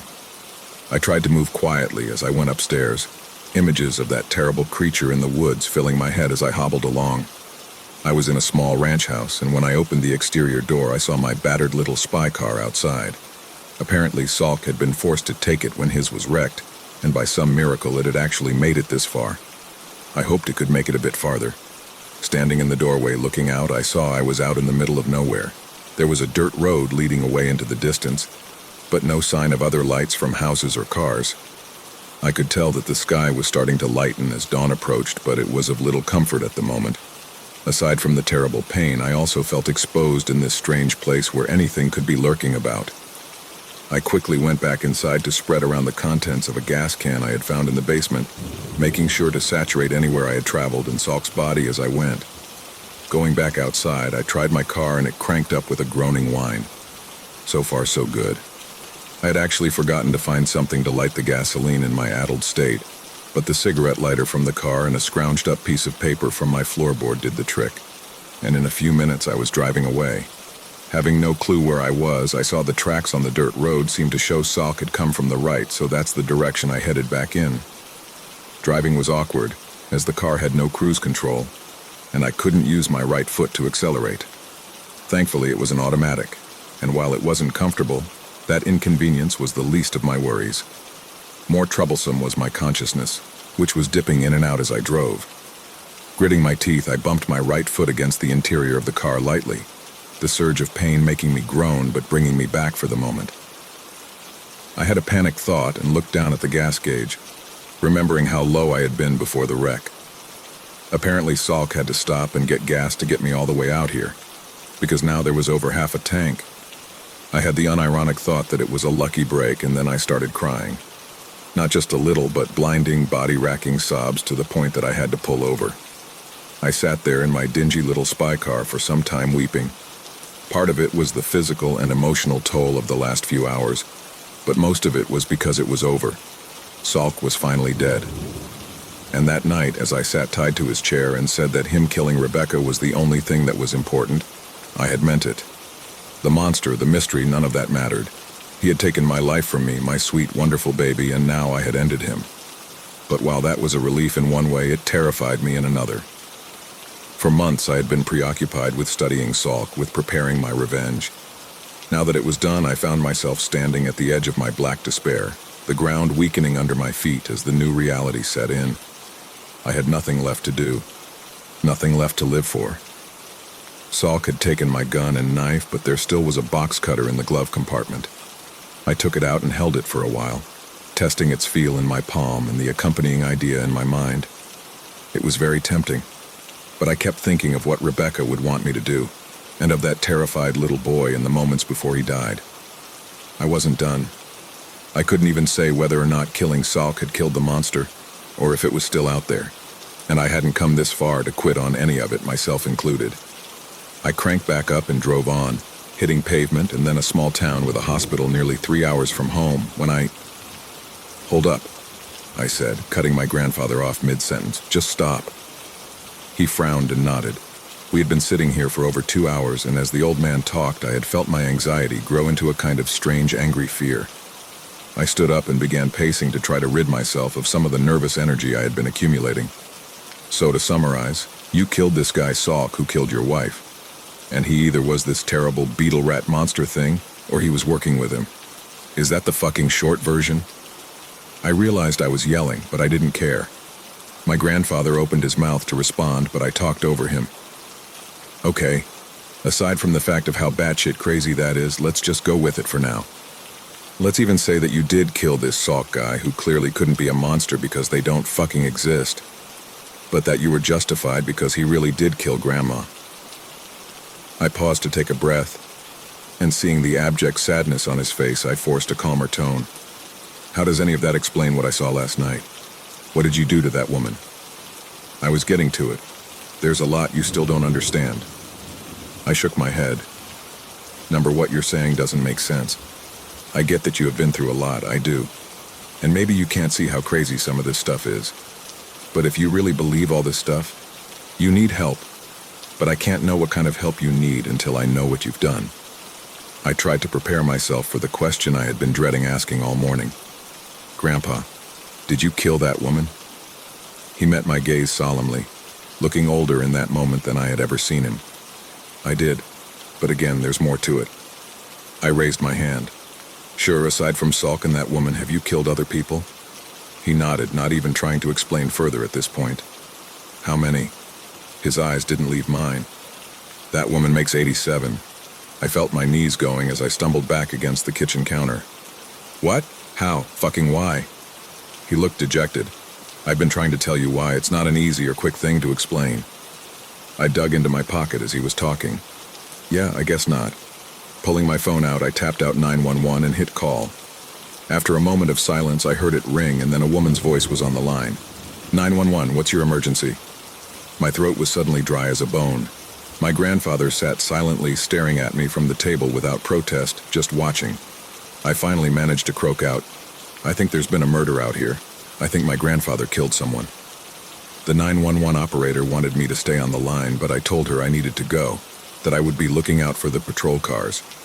Hanging up my phone, I stuffed it back into my pocket and looked again at my grandfather, who still sat silently staring at me.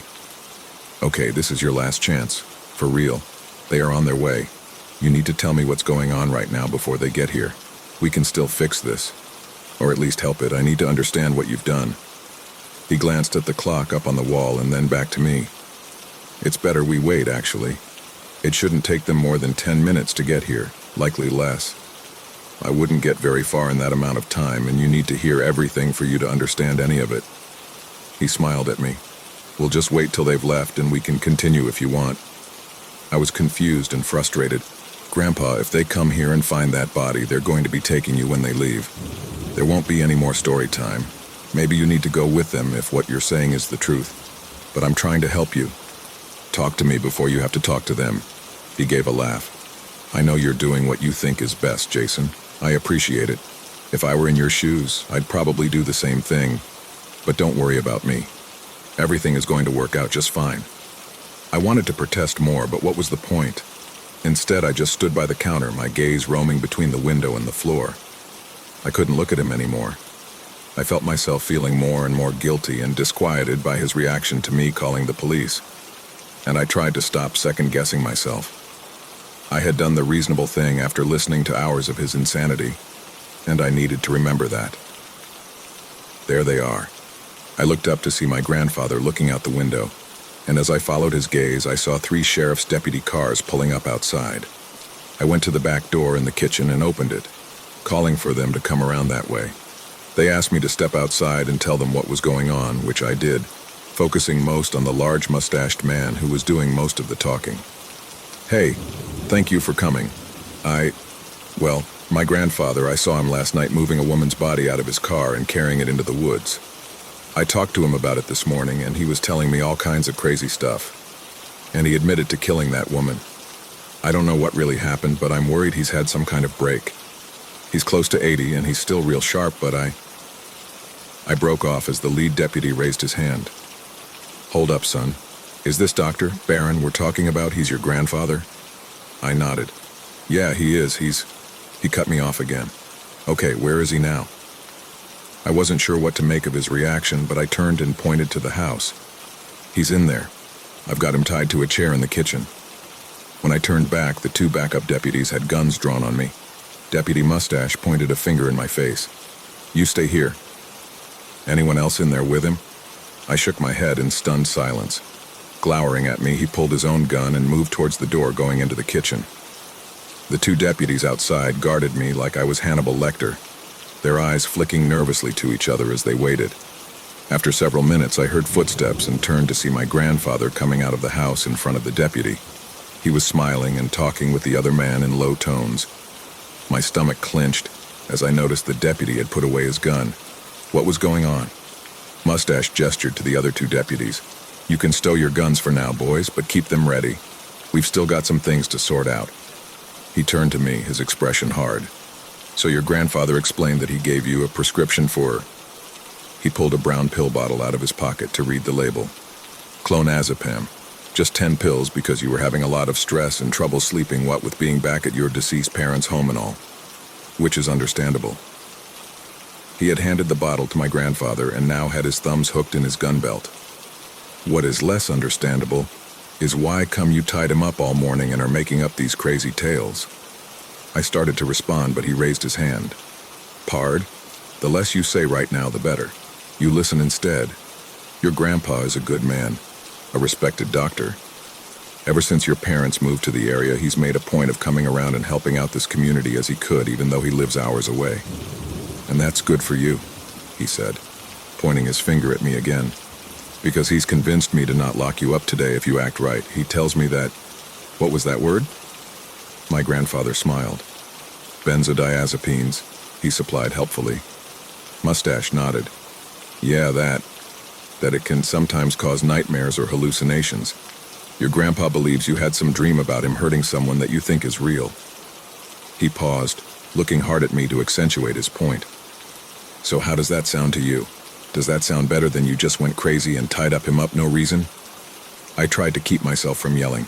No, that doesn't fucking sound good. I haven't taken any pills. He's lying. Deputy Mustache shook his head.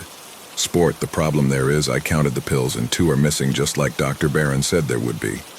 And this prescription is in your name. So? That doesn't mean I took them, you idiot. I know what I saw. He carried a woman out into the woods. He admitted to me that he killed her.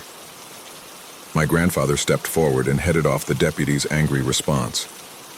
Look, it might help him accept that it was just the drug if you go ahead and look in the woods. Show him there's nothing there. I know it's a hassle, but... Mustache was already nodding and smiling at him. No, doctor, it's fine. You feel up to coming with us? Sure thing. Jason, you want to lead the way? My grandfather grinned and tipped me a wink. I led the deputies in the direction he had carried the woman, walking as far from my grandfather as I could. I kept imagining him suddenly attacking one of the deputies and getting his gun or bolting off into the woods. But he strolled along, as calm and pleasant as if we were on a midday stroll. I could tell the deputies were barely looking around, but honestly, there was little to see. To their credit, they went along with me for close to 2 hours before I gave up. I don't think he could have carried her out farther than we went in the time he was gone the night before, and there was no trace of anything. As we headed back toward the house, my grandfather was suddenly beside me, patting me on the shoulder with his big, strong hand. I stifled a yelp and tried not to flinch away. Acting more crazy wasn't going to help anything at this point. See? He whispered to me. I told you it would all be okay. 10 minutes later, the deputies were gone after making my grandfather promise he would call them if there was any more trouble. Any more trouble from me, the crazy druggie. As soon as they were out of sight, I turned on him. How did you do that with the pills? He looked a little sheepish, his hands in his trouser pockets as he shrugged. It wasn't hard. I came up the day before you did. When I went into town, I ran across that woman at a gas station. From that encounter, I knew I would be hunting while I was here. So I went ahead and called in the prescription for you on the night voicemail of the pharmacy, so it wouldn't be filled until the day you arrived. When we went by the grocery store, I picked up the prescription and kept it tucked away in case I needed it. After last night, I moved it to a kitchen drawer so it'd be ready. What? Ready for what? Why did you get the pills in the first place? Now he looked slightly disappointed. Well, for this, what we just did. He gestured around to where the deputies had been moments before. It was a calculated risk that you might see or hear something if I took that woman while we were here, and I needed a way of explaining what you saw if you called the police. A bad dream from a drug side effect seemed a good solution. I began to pace, my fist clenched at my side. Yeah, so you make me look crazy by planting drugs in the house. Not crazy, just stressed and taking a legally prescribed medication that didn't sit well with you. Better than them thinking I'm some kind of serial killer. I stopped, turning to scream at him. But you are! You are a fucking serial killer. 87 people, what do you think you are? He shook his head. I don't think it needs a name, really. I look at it like hunting, and the people I hunt hardly deserve to be counted as human. When I kill them, they're not even entirely human biologically, and they are certainly far removed from any moral or spiritual definition of the word. But serial killer? No, that term carries way too much baggage, and while technically correct in some ways, I think looking at me as a hunter is far more apt. I started to respond, but he continued. Look at it this way. In some parts of the world, sometimes you have a lion or bear go bad. They get a taste for people and they become a threat. He chuckled. Well, a bigger threat than a normal lion or bear. So the local people have to get together and hunt the bad animal down. Because that animal is an anomaly. It's not natural. And by killing it, the people aren't just saving themselves, they're restoring balance. He gestured towards the woods where he had carried the woman. These people I kill, they aren't really people anymore. There's a lot more I need to explain to you, but the short answer is they are unnatural, and they are tied to things terrible beyond your wildest dreams. Looking up at the sky, he took a deep breath. Jason, I know this is all hard to believe, and I know you don't know me as well as you should. That's my fault. I tried to be a good father, but your mother was grown when Rebecca died, and to my shame, I was selfish in my grief. I isolated myself much of the time from her and your father, and from you. If I hadn't, you'd likely trust me more now. He looked back at me, his eyes glistening. But I was trying to do good. I still am trying to do good, and my hope is you'll come to see the value in it. If you can be patient and listen to all I have to say and see what I have to show you. I felt so tired. I wanted to believe him, but how could I? I didn't know what to say anymore. Finally, I muttered, "What are you going to show me? Where you hid that poor woman's body?" He shook his head, smiling ruefully. "Oh no, that woman's body doesn't exist anymore, literally. At least not here." Noticing my confused expression, he waved his hand. "Sorry, getting ahead of things. Let me tell you about that woman, but after that, if you're willing, I need you to go with me on a little trip." The wind was picking up and I suppressed a shiver. Trip? To where? The afternoon sun was high in the sky, and shining down through the trees overhead, it left my grandfather dappled in shifting patches of light and shadow. He looked strange in the penumbra, both young and old, menacing and beneficent at the same time. I could see him grinning at me when he spoke. To where I study them. Like I was telling you outside, I first ran into that woman you saw me toting into the woods at a gas station in town. That was the afternoon before you got here. Bear in mind, I'm trying to focus in on the past few days and wait to tell you all the rest when I can show you things as well. But there are some things I need to explain as we go, so it will make more sense. For instance, how I can tell an outsider, that's what I call them for reasons that will be clearer in time, from a normal person. When I bit out Salk's throat, I must have swallowed close to a quart of his blood in the process. I didn't think about it at the time, but it's the best explanation I have for what happened next. I went for nearly 2 months after killing him without reading about any strange murders or having any indication that the creature I had seen was still out in the world. I was starting to think that it was either truly over and some things would just remain a mystery, or at the very least my ability to intervene had ended with my lead on Salk. Then one day I was walking down a hallway at the hospital when I passed an old man. He appeared to be there visiting someone and was coming out from the downstairs cafeteria as I was about to go in. There was nothing remarkable about him at all, and as our eyes met at a distance, he gave me a polite nod and kept moving forward. But within 2 more steps of him, I was hit with a painful wave of nausea. My first thought was that I was just sick and the first symptoms were hitting. But then moments later I felt fine again, and I looked to see the man had moved past me by a little more than the distance that we had been when I first felt sick. I pondered it for a moment and then decided to follow him. He had meandered into the nearby gift shop to peruse the handful of magazines and crossword puzzle books on offer amid the stuffed animals and overpriced snacks. I waited a few seconds and then entered behind him. Careful to stay out of his line of sight, I edged closer. Again, when I got within about 5 feet of him, I was struck with nausea. Not nearly as strong this time, but very distinct and unpleasant. I tested it several times, moving back and forth out of the invisible demarcation between well and unwell. It was as regular and reliable as flipping a switch. Something in Salk's blood has stayed with me and become a huge asset in my work. Whenever I get close to one of these things, these outsiders, I feel that same familiar sick feeling. The range varies, but it's definitely grown over time to an average of about 20 feet. The first time is always bad, though I've grown accustomed to it enough that it isn't incapacitating. After the first time I make contact with one of them, from then on it is much weaker, though it never goes away entirely. And the feeling is unique to that particular outsider. Every first encounter with a new one is always strong. So going back to the other day when I encountered the woman, I was picking up some candy in the gas station, debating on whether I wanted to just eat junk food that night or actually get some kind of substantial dinner, and that woman walked past me on the next aisle over. I knew right away what the feeling I got was, and the store was empty enough it was easy to tell where it was coming from. Of course, I didn't react in any way. I've been doing this for a long time, and I learned years ago to be careful you never tip your hand to one of them. Surprise is one of the few advantages we have, so it should never be squandered. Instead, I waited and listened. When she went up to the counter to pay for some kind of soft drink and chips, I heard the conversation between her and the cashier. They knew each other. Apparently went to church together. That meant she was local, so she would be easier to find later. As I pretended to look at a bag of chocolate-covered peanuts, I looked out the window to the only other customer car in the parking lot. It was a gold-colored sedan with some kind of back window decal I couldn't make out from that angle. I waited, hearing the cashier call the woman Susie as she said goodbye. Putting down the candy, I picked up another brand and made a show of studying the nutritional information on the back, which was a horror in and of itself. Susie was slow pulling away, but when she finally did, I saw two more things.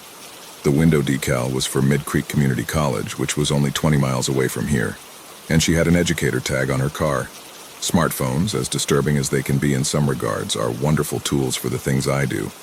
Obviously, any internet research or phone calls I make in connection with hunting is done with what they call burner phones, but they have come a long way, haven't they?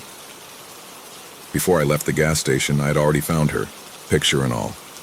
Susan Avaretti, Associate Professor of Economics at Mid Creek Community College. A couple of more searches and I had her home address. When I went out last night, I went to her house first, but no one was there.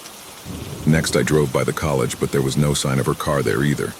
Then, as I was coming back through town, I saw the gold sedan at that late-night diner near the interstate. Slowing down, I could see her inside at a booth, eating some kind of waffle as she sat by herself. That is the hardest part, Jason.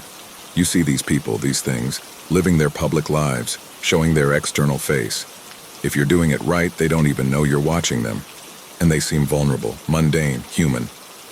It is easy to forget that the woman sitting alone in the dingy dinner, morosely gnawing on a waffle late at night, she isn't really a person, not entirely.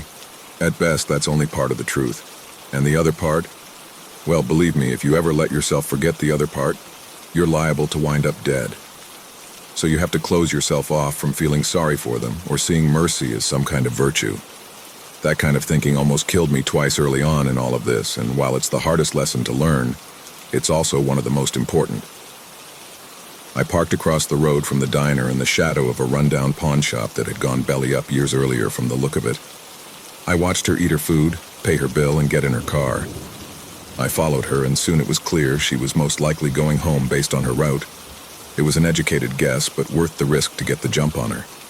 I turned off to take a different, slower route, making up the time and distance with speed, and getting to her house 3 minutes before she did. From all signs, she lived alone, and I had unscrewed her porch light before she pulled up.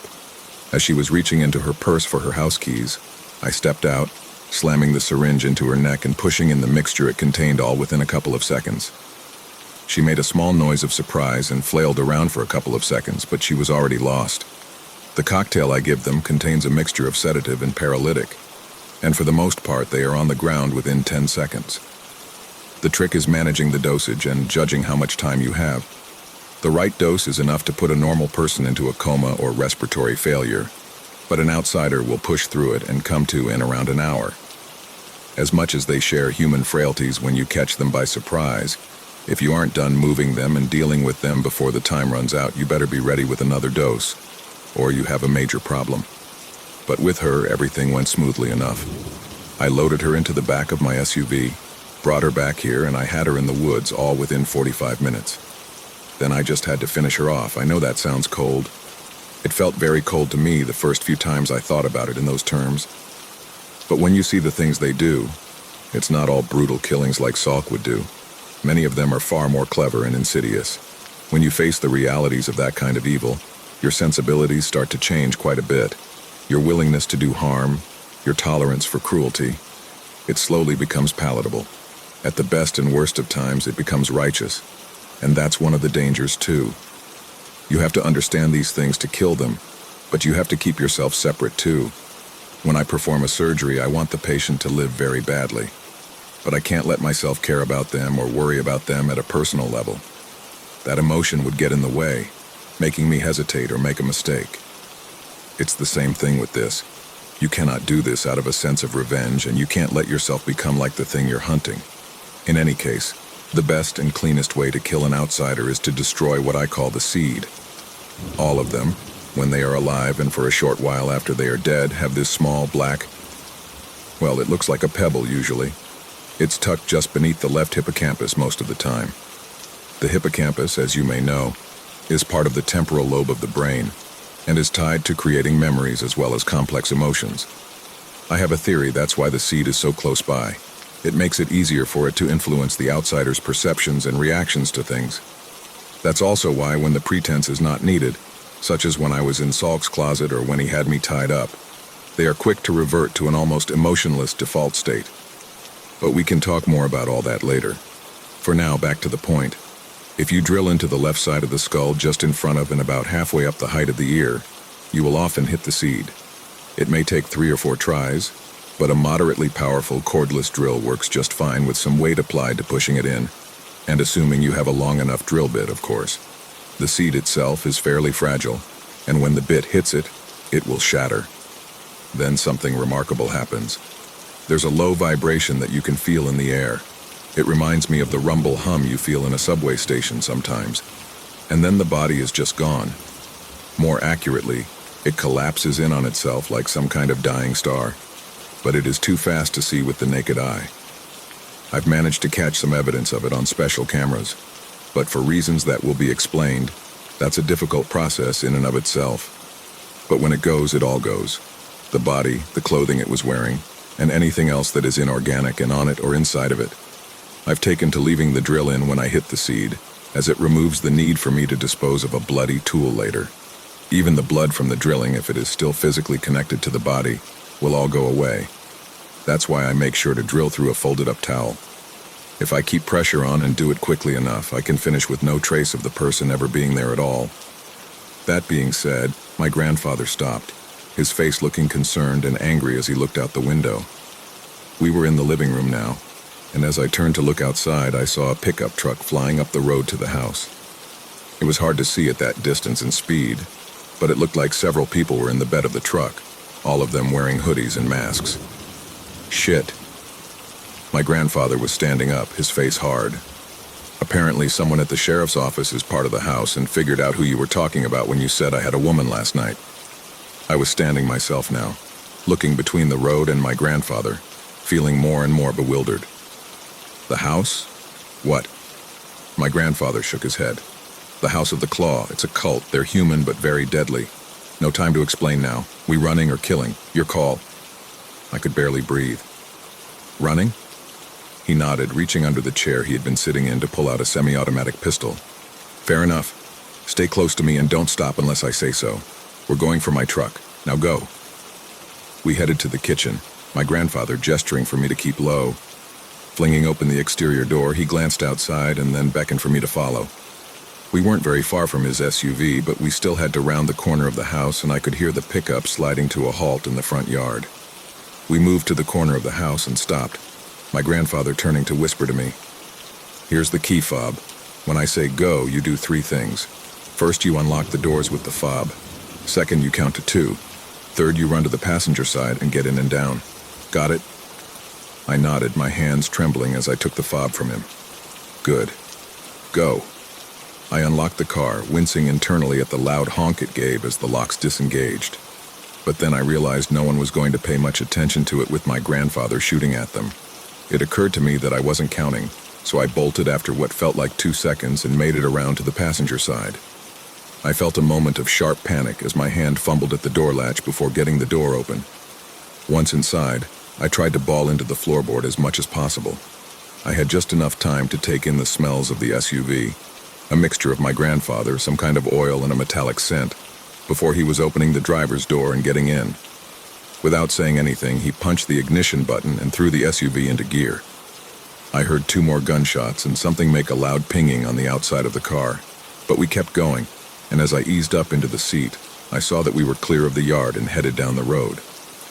Looking back, I saw 3 of the 4 men clustered around a 4th that was on the ground but still moving. My grandfather looked over at me. "You hurt?" I shook my head. "I'm fine. What about you? What happened?" "Nah, I'm fine. I think I got a couple of pellets of buckshot in my leg, but it was from a ricochet, nothing major." He gave me a tight smile. "As for what happened, I shot 2 of them. One in the arm and one in the leg. Can't risk killing them at your parents' house or anywhere they can be linked back to us." "What? Why? They already know who we are." He took a turn down a sandy dirt road and gave a shrug. "They do, but they're likely the only ones that do." Turning to glance behind my seat, he nodded to himself. "Look, while we talk, I need you to do a couple of things. Grab the box of stuff behind your seat. You should also see a small blue bag behind mine. Get both of them up here with you if you can." I did as he asked, pulling a medium-sized cardboard box up to find it contained 6 glass jars with sealable lids. The jars were all full of nails and ball bearings. I thought about asking questions, but I knew there was no time. He'd tell me what I needed to know. I found the blue bag where he said it would be. It contained a variety of items, and as I looked through them, he told me what to use. There were little rolls of taped-up face towels in the bag, and following his instructions, I unwrapped 3 of them to find small glass vials with rubber stoppers in the middle. The vials contained some kind of fluid, but he told me to be careful not to open the vials. Instead, I was to slide them gently into the middle of the nails and bearings in 3 of the jars. After I did so, he told me to take a specific plastic bottle from the blue bag and squirt it on the metal in the jar until the 3 prep jars were 2/3 full of the liquid too. Then I had to screw the sealed lids back on. When I was done, he gave me a grin. "Congratulations, you've just made nail bombs. Now be very careful with them. Don't drop one and try not to tip them over. We'll need them in a few minutes." His cautions made me feel queasy. "Why will we need them? Because you think they're going to track us down?" He nodded. "Oh yeah, they better. That's why I didn't try to kill any of them. These cultists, they are very dangerous, but sometimes they lose their stomach when they see a buddy get killed.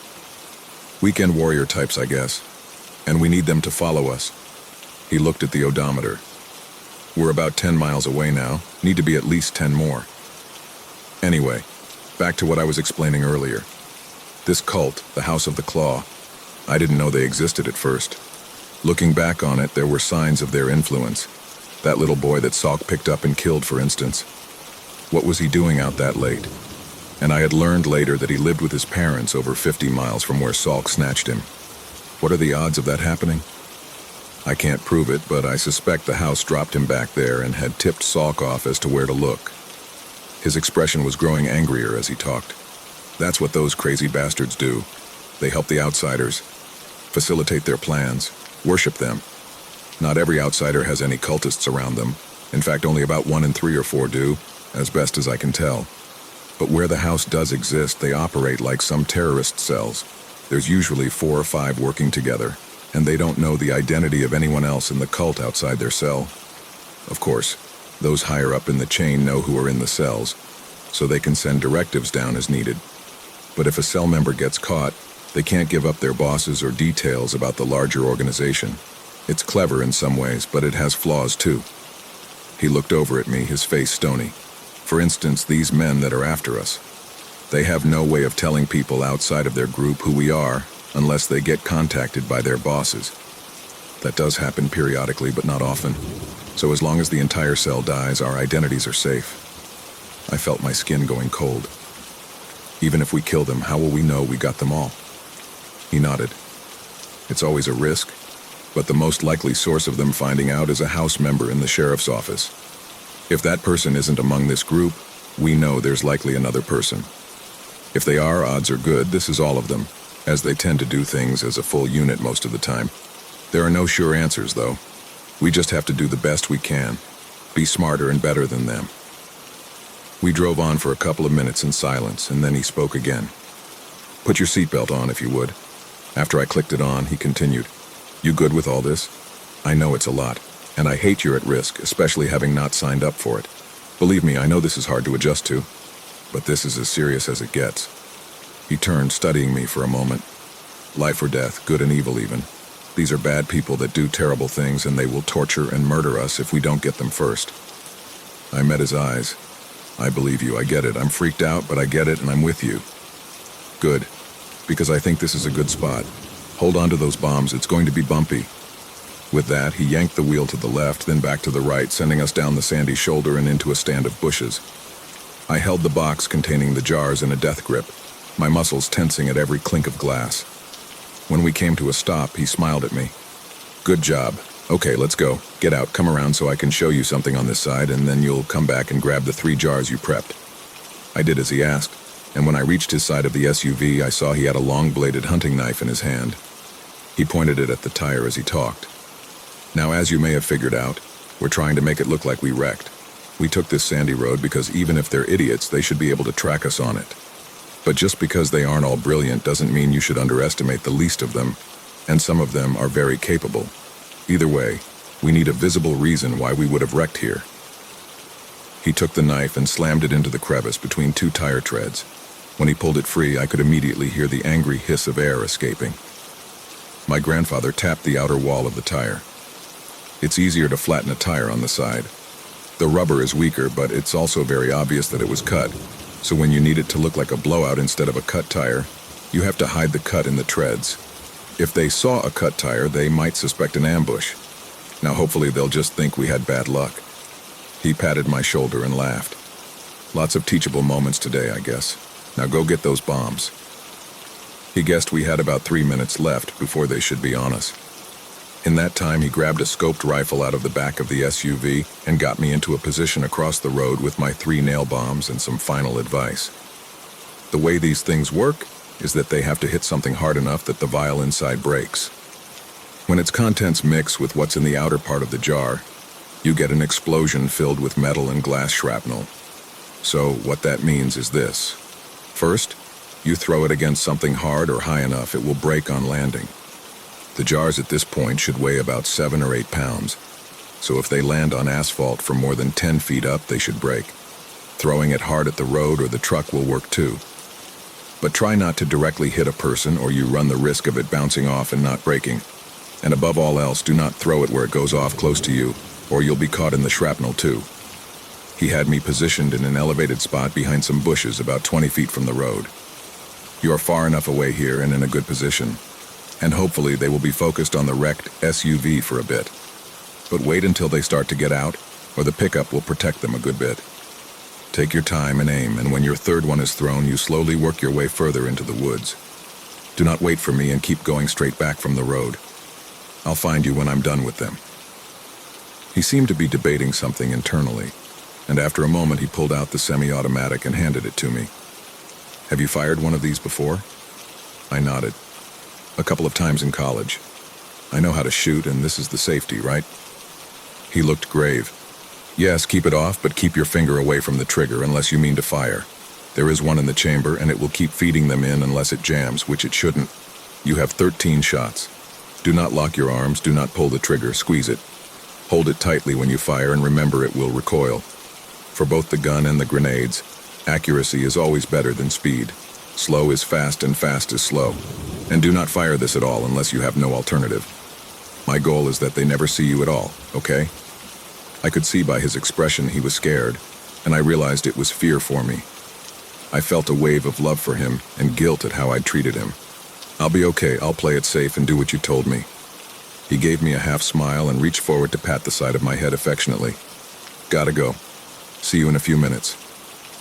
With the ease and agility of someone half his age, my grandfather moved down the embankment and back across the road before disappearing into the woods on the other side. Less than a minute later, I saw a cloud of dust as the cultist's truck made its way towards us. As they approached, I felt anxiety gripping my stomach and I fought it down. I was worried I'd make a mistake, but I still had to try. I would do what he had told me and trust that it would work out. As they approached the wreck, they slowed to a crawl and then stopped. From my vantage, I could see one of the men was stretched out in the bed, and I guessed that was the one he had shot in the leg. His companion and the passenger in the cab got out to investigate the SUV. I hesitated, wanting the driver out as well, but he wasn't budging. Time to do it. The first jar hit the top of the truck, and while the explosion wasn't as loud as I had expected, the carnage was impressive. One of the cultists was still high enough up the shoulder that a wave of shrapnel slammed into the back of his head, shooting up a bloody mist and sending him sprawling forward. The driver was looking around terrified but seemed unharmed, and I couldn't see the third person any longer, as he had dove down after the first bomb went off. Not sure of my next best target, I ultimately aimed one for the bed of the truck. My aim was off, but lucky. It hit the driver's side window and shattered the glass, detonating as it did so. I heard the driver scream, but he wasn't dead from it. Instead, he was frantically putting the truck in drive and trying to get away. I felt a thrill of panic, but then I heard my grandfather's rifle. One crack and I saw the cultist who had dove for cover near the SUV lose half his skull as the truck pulled away. A second crack, and the one I had knocked down with the first bomb flinched as the bullet went into his torso. 50 yards down the road, I saw my grandfather step out onto the road and line up another shot. The truck had surged past me now, and any idea of using the third bomb seemed fruitless. I was worried he was going to get away, but then a third crack came. I saw the back windshield break, and suddenly the truck veered from the road as though swept aside by some invisible giant's hand. It crashed into a small culvert on the left side of the road, and what I could see of the driver's head through the broken side window was a ruined mess. I was about to stand up and say something to my grandfather when I heard another gunshot. The man in the back of the bed had either been flung out or crawled out as soon as the truck came to a halt. He was down on his belly in the culvert, some kind of revolver in his hand. The gunshot had come from him, aimed at my grandfather. I glanced back at him and saw he seemed okay and was taking cover down the opposite shoulder. Still, I felt anger welling up inside of me. These fucking people trying to kill us, helping whatever these things were that were hurting people. What the actual fuck? How could that be allowed to go on? And now this piece of shit was shooting at Grandpa? Number fuck no. I stood up, throwing the remaining bomb at him. My aim was too good that time, and it pelted him in the shoulder, bouncing off without detonating. I kept moving towards him, shifting the pistol to my dominant hand and taking aim. The first shot went wide. So did the next two, and by then he had gotten over being struck and figured out where the new shots were coming from. I saw him turning and aiming towards me, and forced myself to slow down. I lined up a shot on his chest and squeezed the trigger. He fired a second before me, but it went wide. Mine didn't, and I saw him jerk as the shot took him in the shoulder close to where the jar had struck. He dropped the gun with a shriek, but I kept firing, emptying the clip into him. I looked around to see my grandfather approaching. He looked at the bullet-riddled body and then at me. "Looks like you got him. You okay?" I nodded silently, trying to keep my hands from shaking in front of him. My grandfather moved past to check the driver before coming back to me. "They're all dead. I don't know if any of them are tied to the sheriff's office or not, but we may get lucky and be able to find that out. Believe it or not, these guys carry their wallets on them most of the time when they do this stuff. I guess they're worried about getting a ticket." He gave me a serious smile and squeezed my shoulder. "I know what we just did wasn't easy and you're still in shock now. That's okay, but I need you with me.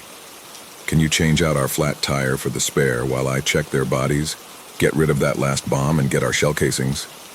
I smiled weakly back and said I could. 20 minutes later, we were back on the road and headed away from the carnage.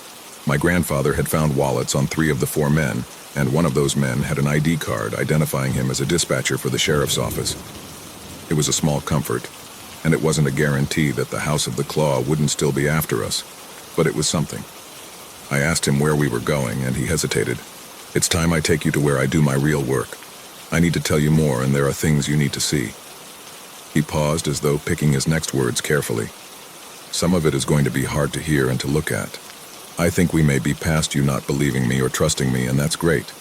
But it also makes it harder when I have to show you things you aren't going to want to believe." I felt fear creeping back in past the staticky shell of shock and adrenaline. "What do you mean?" "Just that there's more to all of this, and it's a lot worse than just some random monsters occasionally killing people for fun, as though that wasn't bad enough. I'm not trying to spook you, just prepare you. For now, try to rest some. We've got a ways to go." What troubled me more than his words was the way he said them and the haunted look in his eyes as he studied the road. For all that had happened, he had never really seemed rattled or afraid aside from worrying about me. But whatever he was thinking about now, I could tell he was shaken.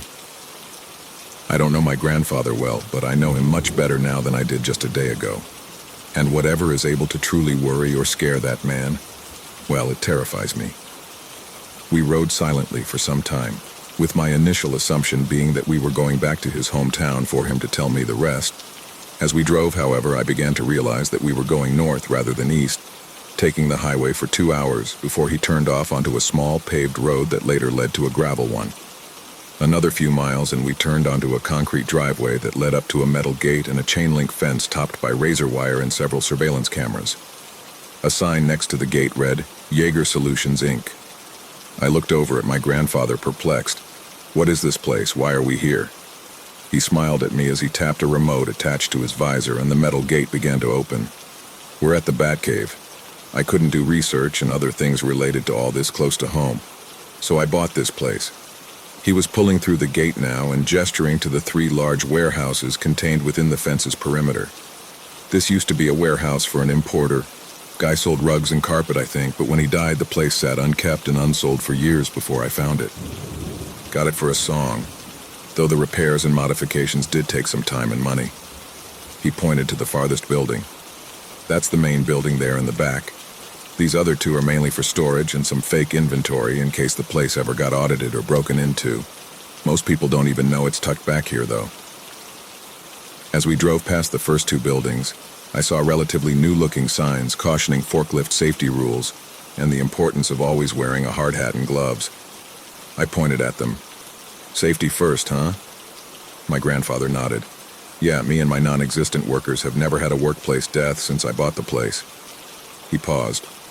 Well, except for outsiders. We parked outside of the building and he led me to a door with a keypad, making a point of showing me the code before we entered.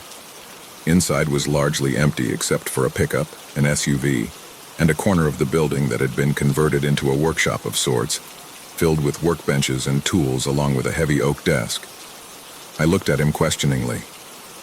The Batcave? He let out a chuckle. No, not this.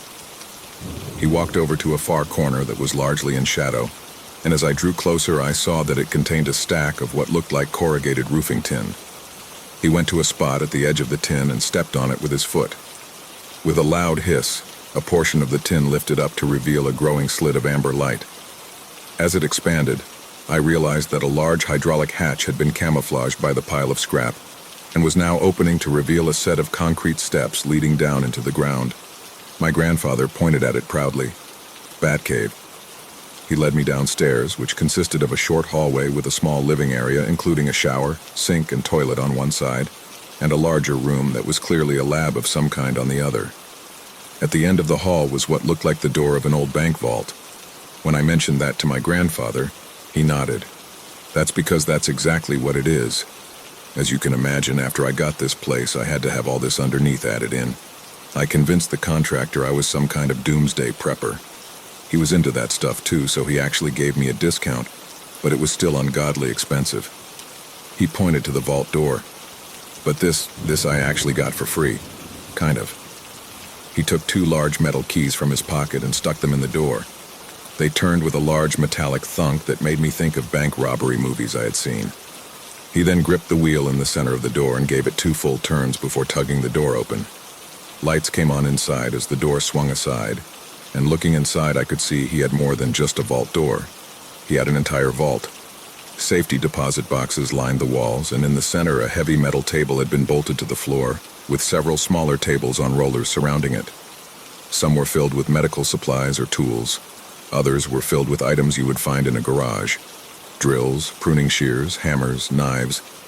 Along several places on the wall I saw what looked like metal mesh cages that seemed to contain something, possibly cameras. Everything was immaculately clean, but it did little to make the room seem less sinister. It looks like a cross between an operating room and a torture chamber. Speaking the thought before I realized it and looking quickly at my grandfather, afraid I'd hurt his feelings. But he was nodding as he looked into the room before meeting my gaze ruefully. That's pretty much what it is, if I'm honest. I got this vault from a defunct bank in Arkansas after I had started work on this place. The bank building was being converted into a restaurant of some sort, and they just wanted the vault gone. So I had to pay for the removal and transport, which was quite a bit even 20 years ago when I got it, but it was worth it. He pushed the door back closed and led me back into the living space. Aside from a cot against one wall, it contained an overstuffed chair and a sofa along with a pair of small tables. Sitting on the sofa, he gestured for me to sit in the chair. Before I try to tell you any more, I think I should show you something. As I sat down, I saw he had picked up a tablet from the small table next to the sofa and was tapping at it. After a moment, he handed it to me. It was a video, and even before I hit play, I could see it was taken with a camera in the vault room. It looked very similar to how it looked now, except for the little girl tied to the metal table. I felt my stomach lurch, and I had to fight to resist the urge to ask more questions before hitting play. But I had come this far, and I needed to see it through and have some faith. When I started the video, I could see the girl struggling at the straps that held her. The video was not of the best quality and seemed to have been filmed through some kind of mesh like those small cages I had seen in the room, but I would have guessed she was no more than 10. After a couple of minutes of tugging at the straps, she became deathly still. I leaned closer to the video, squinting to look for any signs of life. Nothing. I glanced at my grandfather. He pointed to the tablet. "Keep watching." Returning my gaze to the video, I waited and watched.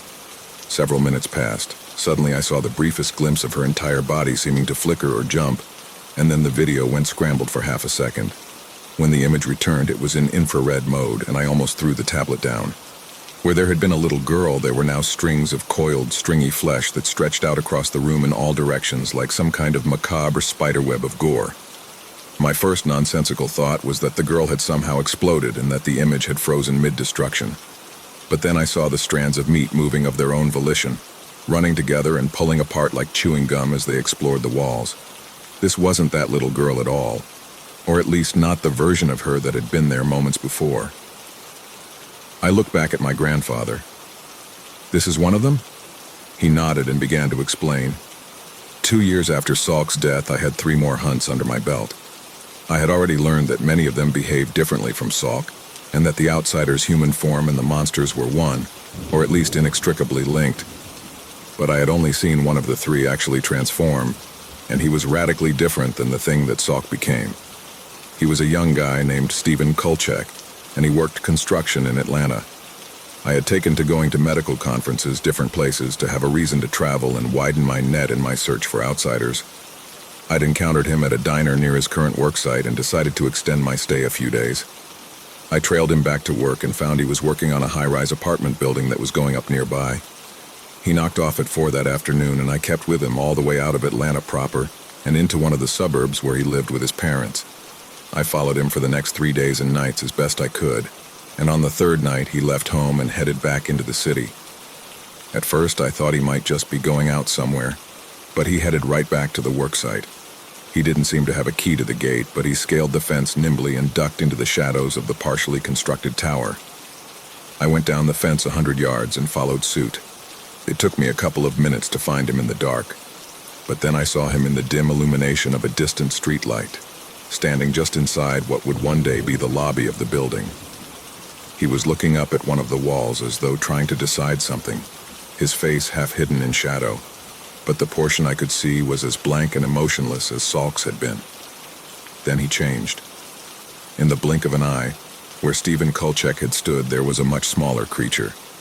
2 feet tall or thereabouts, it had a barrel of a torso with 2 arms and legs, all covered in something that looked more like bluish moss than any kind of hair, and a flat, thick head that looked like a snapping turtle, except for having 6 eyes on each side of its long, sharply beaked snout.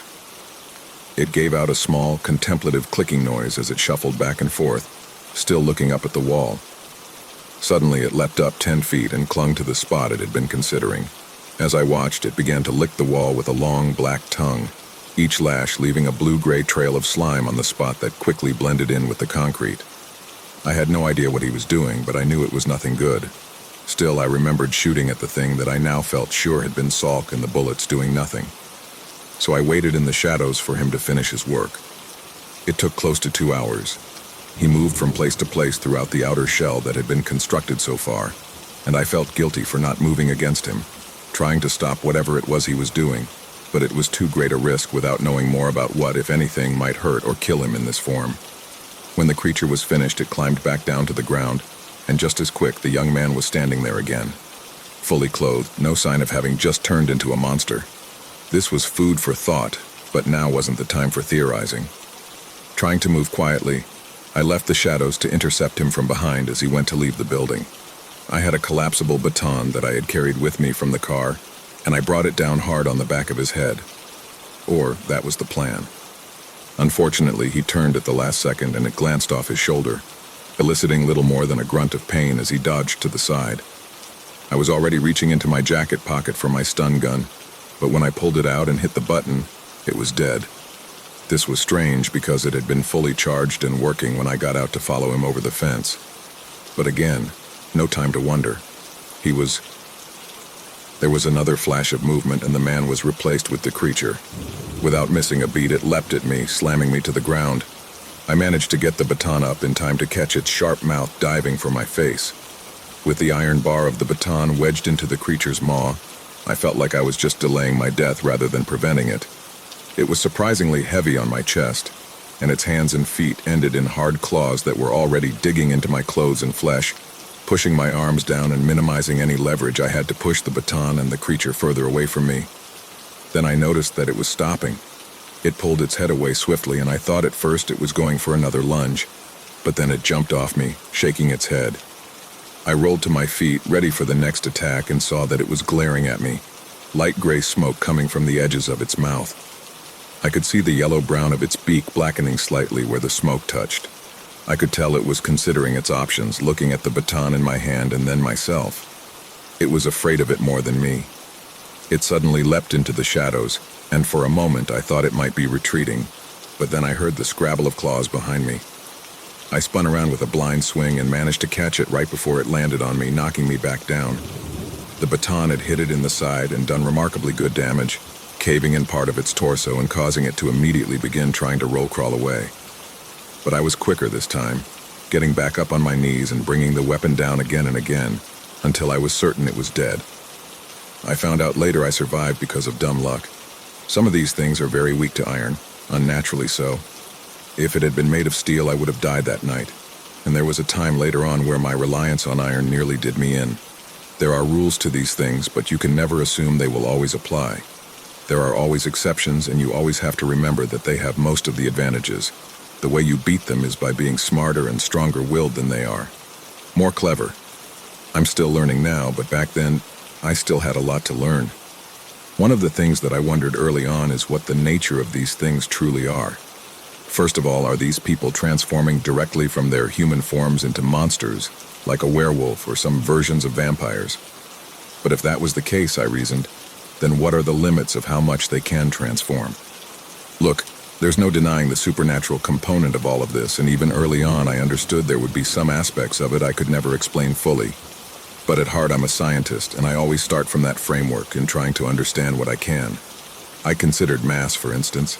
Once I understood more of how the human and creature forms were connected, I started looking back at earlier encounters. Salk, for one.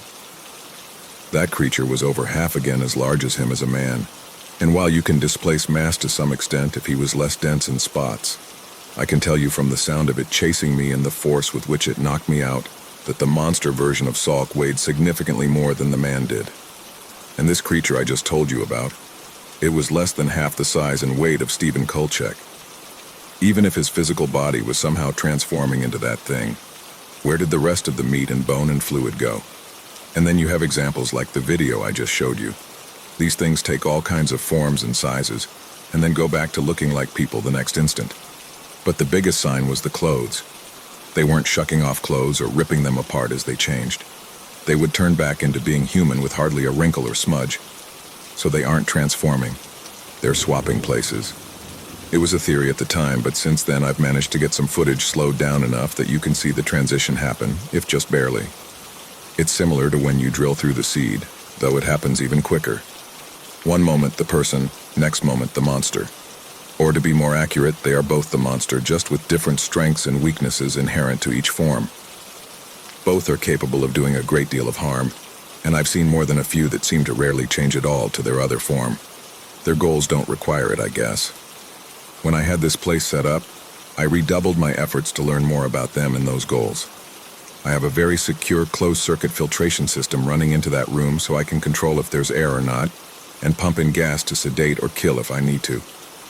The system has no ties to the other ventilation down here, so even if one of these things turned into a mist, it couldn't get out once the room is sealed. though I doubt that's a possibility in any case. One of the consistencies I have found between all these outsiders is that their non-human form is always at least semi-solid, and is never so small that it can't house the seed. The seeds do show up on MRIs if you know what to look for, but for obvious reasons I've never been able to scan one in creature form. But I believe the seed is the key. It acts like a gateway between this reality and wherever those things come from. What looks like a transformation is actually a swapping of sorts. But if you destroy the seed, you destroy the gateway. And if you kill the human body, the seed will dissolve approximately 37 minutes after brain death. That's by design, I think, just like most of this is by design. As he had talked, my grandfather had been animated telling about his encounter with Kolchak, but that life had drained away as he talked about all he had learned. Now he was silent a moment, staring off with a melancholy expression before looking back to me and forcing a smile. He leaned forward and tapped the tablet. Did you notice the wire mesh in front of the camera in the video? Did you see those wire boxes in the vault? I nodded and he went on. When I first captured one and put it in the vault, I set up 2 camcorders to record what happened. I didn't think there was any real risk of it getting out, and I had gas ready if I needed to knock it out or kill it, at least assuming that gas would work, because again, you can never assume anything is certain with these things. In any case, I lock it in, it wakes up, it transforms for a while and tries to get out. I can hear it beating against the door.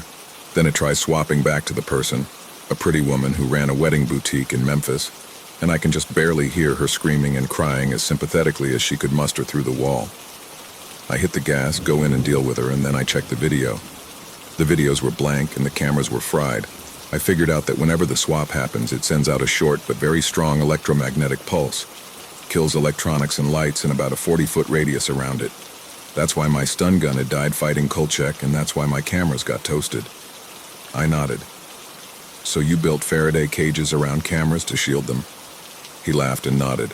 Exactly, very good. They aren't perfect, but between the shielding on the cameras themselves and the mesh, for the most part I can capture decent footage now. His expression was lighter for a moment, but my next question brought back the look I had feared since we left our fight with the house earlier in the day.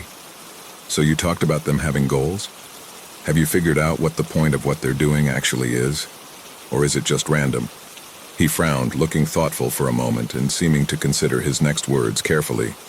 I don't know what the overarching plan is, no. Though I could guess it is a stage of some larger campaign to encroach upon or infect our world with their malignity. But that there is a plan, an intelligent design, is hard to deny at this point. He leaned forward, tapping his fingers individually as he made his points. First, the seeds are designed to take over people and also provide for an extremely efficient method of bringing over this other form, all while appearing to bridge and share consciousness between the two forms. Could that be naturally occurring through some evolutionary process? Possible but unlikely given the supernatural component and how perfectly it aligns with their apparent goals of infiltrating this world without notice and creating pain and death. Second, consider that this all occurs without altering the DNA or most biological processes of the human form. There was no indication in Salk's tissue samples that he was other than human, and while his blood unquestionably has some unique properties, it was nothing that raised red flags during routine testing at the hospital. And I can tell you that I have run exhaustive tests on these things over the years and never found any trace of anything abnormal other than the seed itself, which somehow manages to self-destruct less than an hour after death, leaving no trace that it was ever there. He sighed and looked away for a second. I could see he was on the verge of crying, but he held it in check, looking back at me with his iron gaze as he spoke. Third, look at who they target to take over. I have encountered close to 100 of these outsiders in just over 30 years. My guess is that there are at most a few thousand of them in the world right now, maybe less. But without fail, to the extent I can figure out what an outsider's individual goal is, the person they have taken is in a good position to accomplish it. It's not random, it's part of some broader plan. He rubbed his mouth and went on. I also know they have to be able to control and plan precisely who gets a seed. It's not like an infection or a bomb, it's selective. I frowned. What he was saying made a lot of sense, but it was still assuming a lot. How do you know that for sure? What aren't you telling me? He looked down, his mouth trembling slightly. I know it because of the odds. Say there are 3,000 of these things out there. Out of over 6 billion people, What are the odds that a specific person would have a seed? Extremely low, but out of all those people, against all those odds, I've got one in me. I jerked involuntarily forward, blood rushing in my ears. What? You have what? I had to have heard him wrong. He looked back up at me, tears now welling at the corners of his eyes. They put a seed in me. I know it comes as a shock, and yes, I'm sure I really do have a seed in me. Let me explain. I'm 77 years old, and I've been at this since I was 45. It's a long time to do anything, much less something this dangerous. And like I've told you, the key to being successful is in being smart and careful. If you are having to actually fight an outsider, even in human form, you've already made one or more serious mistakes. Just because they aren't physically enhanced when they look like the people they've overtaken doesn't mean they aren't dangerous. Just like a normal human, they can hurt and kill you. And bear in mind that the mind powering that body isn't the same mind as the person it inhabits. These beings aren't perfect. They can be tricked, they can make mistakes, and they can be outsmarted. But they are very intelligent and very ruthless. They do access and utilize the brain and the memories of the person they inhabit, and it seems from my experience to have some impact on their behavior. How they talk even when the mask of emotion is gone, for instance, or how they might go about accomplishing their individual goals. My point is that they are always a threat, regardless of their form. And even when things go well, which they don't always, there is always a physical component to this kind of work. Being stealthy, carrying equipment and bodies, fighting or running when something goes wrong, it takes a toll. In the first 5 years of hunting these things, I lost 30 pounds of fat and gained 20 pounds of muscle. Some of that is I made a point of exercising more to improve my odds against them, but most of it was just the work itself. In some ways, I was healthier in my late 40s and early 50s than I had ever been in my life. But by the time I hit my early 60s, I could feel things starting to slide back the other way. I would give out of breath easier, and I could feel myself getting a little weaker over time. If I got hurt, it took longer for me to come back from it, and my joints weren't as limber anymore. Now I'd estimate I was still well above average for someone that age, but most people weren't doing the kinds of things I was doing either. And while it concerned me some, it wasn't unexpected. All I could do was mitigate the effects of aging as best I could and keep working on improving how I did my work. Then one day I got sick all of a sudden. I was in a grocery store and I felt a wave of nausea and dizziness overcome me. I would have fallen if not for the shopping cart I was pushing. I stood there gripping that cart for support for long enough a couple of different people asked if I was okay. I was able to reassure them and eventually get moving again, but I had to give up shopping and head to the car. By the time I was cranking up, it had faded somewhat. I still felt bad, but I was okay to drive. So I drove home, drank some water, and went to bed.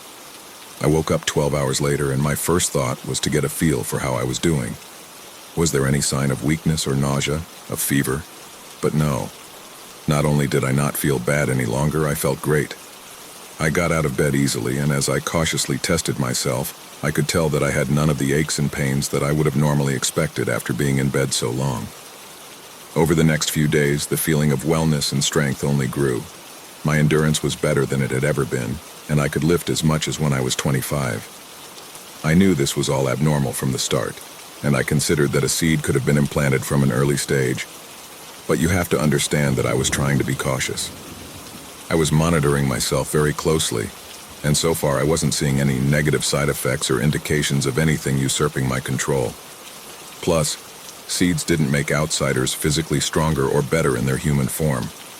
When I began to worry more about the possibility I had one implanted in me, that was the fact that I could always return to as a way of assuaging my fears, or rationalizing them away, because I admit I didn't want it to be a seed, and I didn't want the way I felt to go away.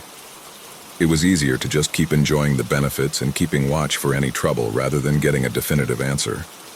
I had already learned I could detect seeds with an MRI, but when the thought of testing myself would periodically arise, I would always have an excuse for delaying it, waiting until I had gathered more data.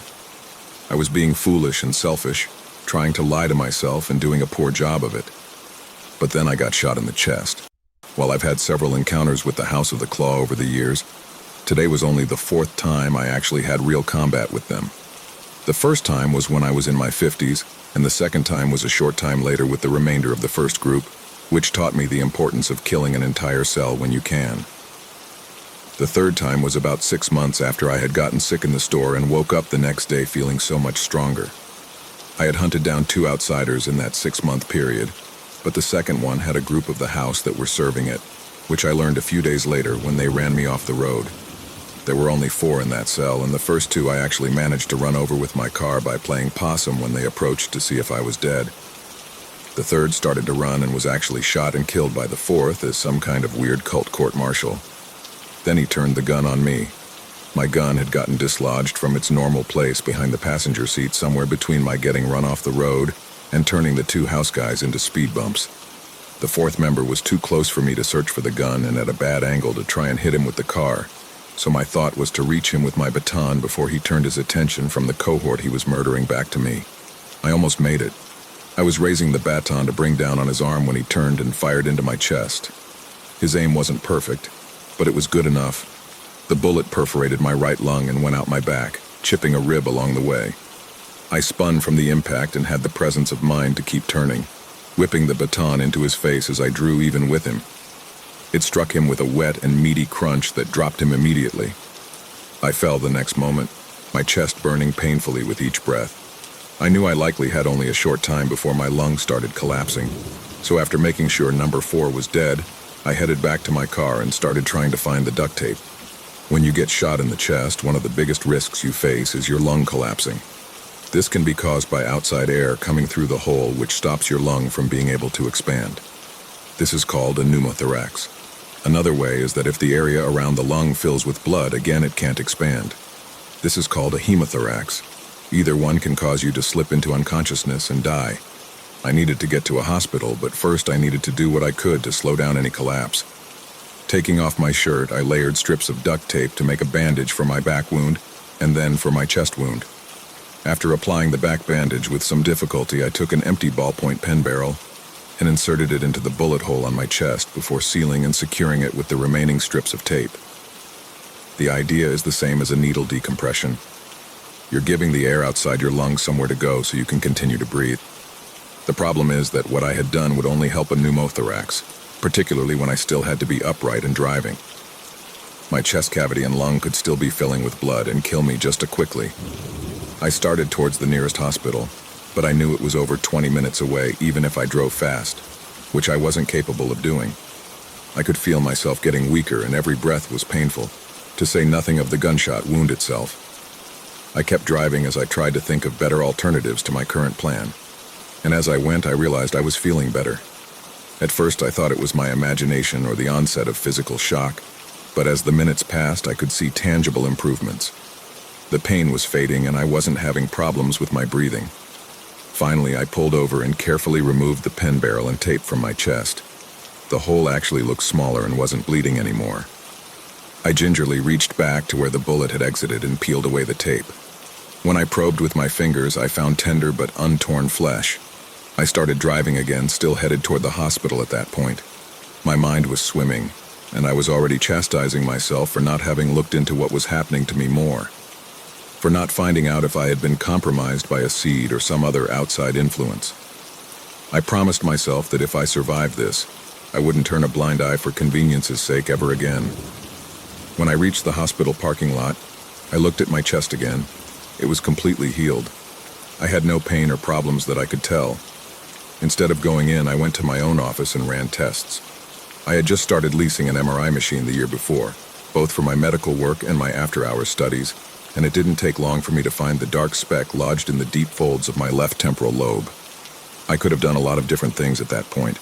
Killed myself or try to have it removed being two obvious choices. I struggled with the decision and what it meant if I stayed alive and left the seed where it was. My reasoning was ultimately based on a few assumptions. First, it seemed clear that I had been targeted for a seed because, as we discussed before, the odds are far too great to make it likely I got selected for one by chance. But that would mean that they know about me to some extent. Yet I've never had someone assault me at work or home, or track me down other than in response to specific actions I took, such as killing an outsider associated with a house cell. Attacks against me seemed to always be about what I had done, not some greater knowledge of who I was or what I had done in the past. Now that was still a guess. They could have reasons for not attacking me at times while knowing everything about me. But my suspicion was that they targeted people by some means independent of knowing a name or specific address. My experience since then has continued to bear that out. It's almost instinctual, I think, though that instinct is propelled by intellect and purpose. Second, I knew that my newfound strength and resiliency wasn't normal for those that received a seed. Setting aside the possibility of getting a different kind of seed than most or having some unique property in and of myself that changed the seed's effects, both of which seemed unlikely all things considered, I found the most likely answer was Salk's blood. Even if they had invaded thousands of people, the odds of any of those having ingested and been altered by an outsider's blood prior to receiving the seed was very unlikely.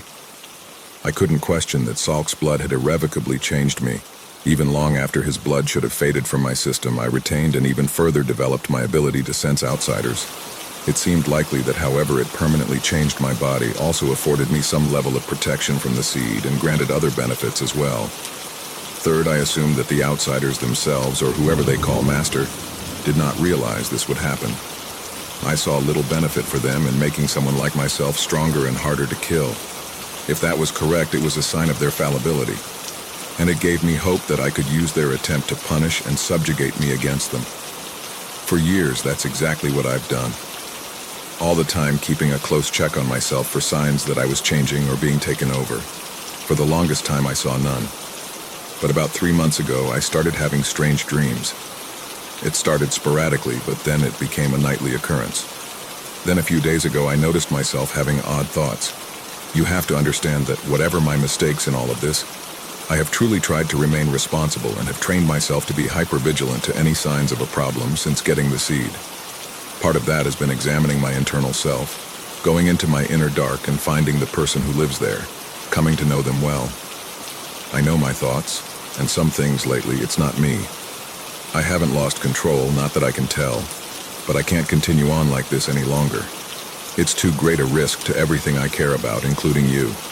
I've made friends over the years. Some are people I have helped, others are on the inside of this thing like I am, and, well, like you are now, at least to some extent. One of those friends is a doctor. Not a surgeon, really, but I helped save his daughter a few years back, and he owes me. He knows enough, and I've told him enough that he can do the procedure I've taught him to remove the seed from me. I've never done this procedure on someone before, and I have no way of knowing if it will work. One of several things will likely happen. One, he will be able to extract the seed with minimal brain damage and no fracture of the seed. If that happens, I will likely live and be okay. Two, he will extract the seed intact, but it will cause significant brain damage, either killing or severely impairing me. That is not my favorite outcome. Three, he will fracture the seed during extraction, and I will get transported either alive or dead to wherever these things come from. Hopefully dead, because I don't think they will greet me warmly. Four, the seed will react to being extracted and either take me over or kill me. Now, there is another possibility in all this. Given our history, I think it's unlikely, but I can't rule it out. If my doctor friend Prakash has been gotten to, he may try to kill me while I'm under. In that event, or if the seed does start taking me over, it would be useful to have an insurance policy. As I can tell, you've already guessed that I'm talking about you. This is nothing you have to say yes to. And I hate the idea of putting you at more risk than I already have. The procedure isn't going to be for 4 more days, so you have time to decide in any case. My original plan was to help you finish sorting out your folk stuff, and then come have the procedure on my own. If I didn't make it, well, I got to spend some time with you, and you would hopefully have some good final memories of your grandpa. But things never work out quite like you plan. Your knowledge and involvement today opens up a new possibility, but one that you need to seriously consider before you decide what you want to do.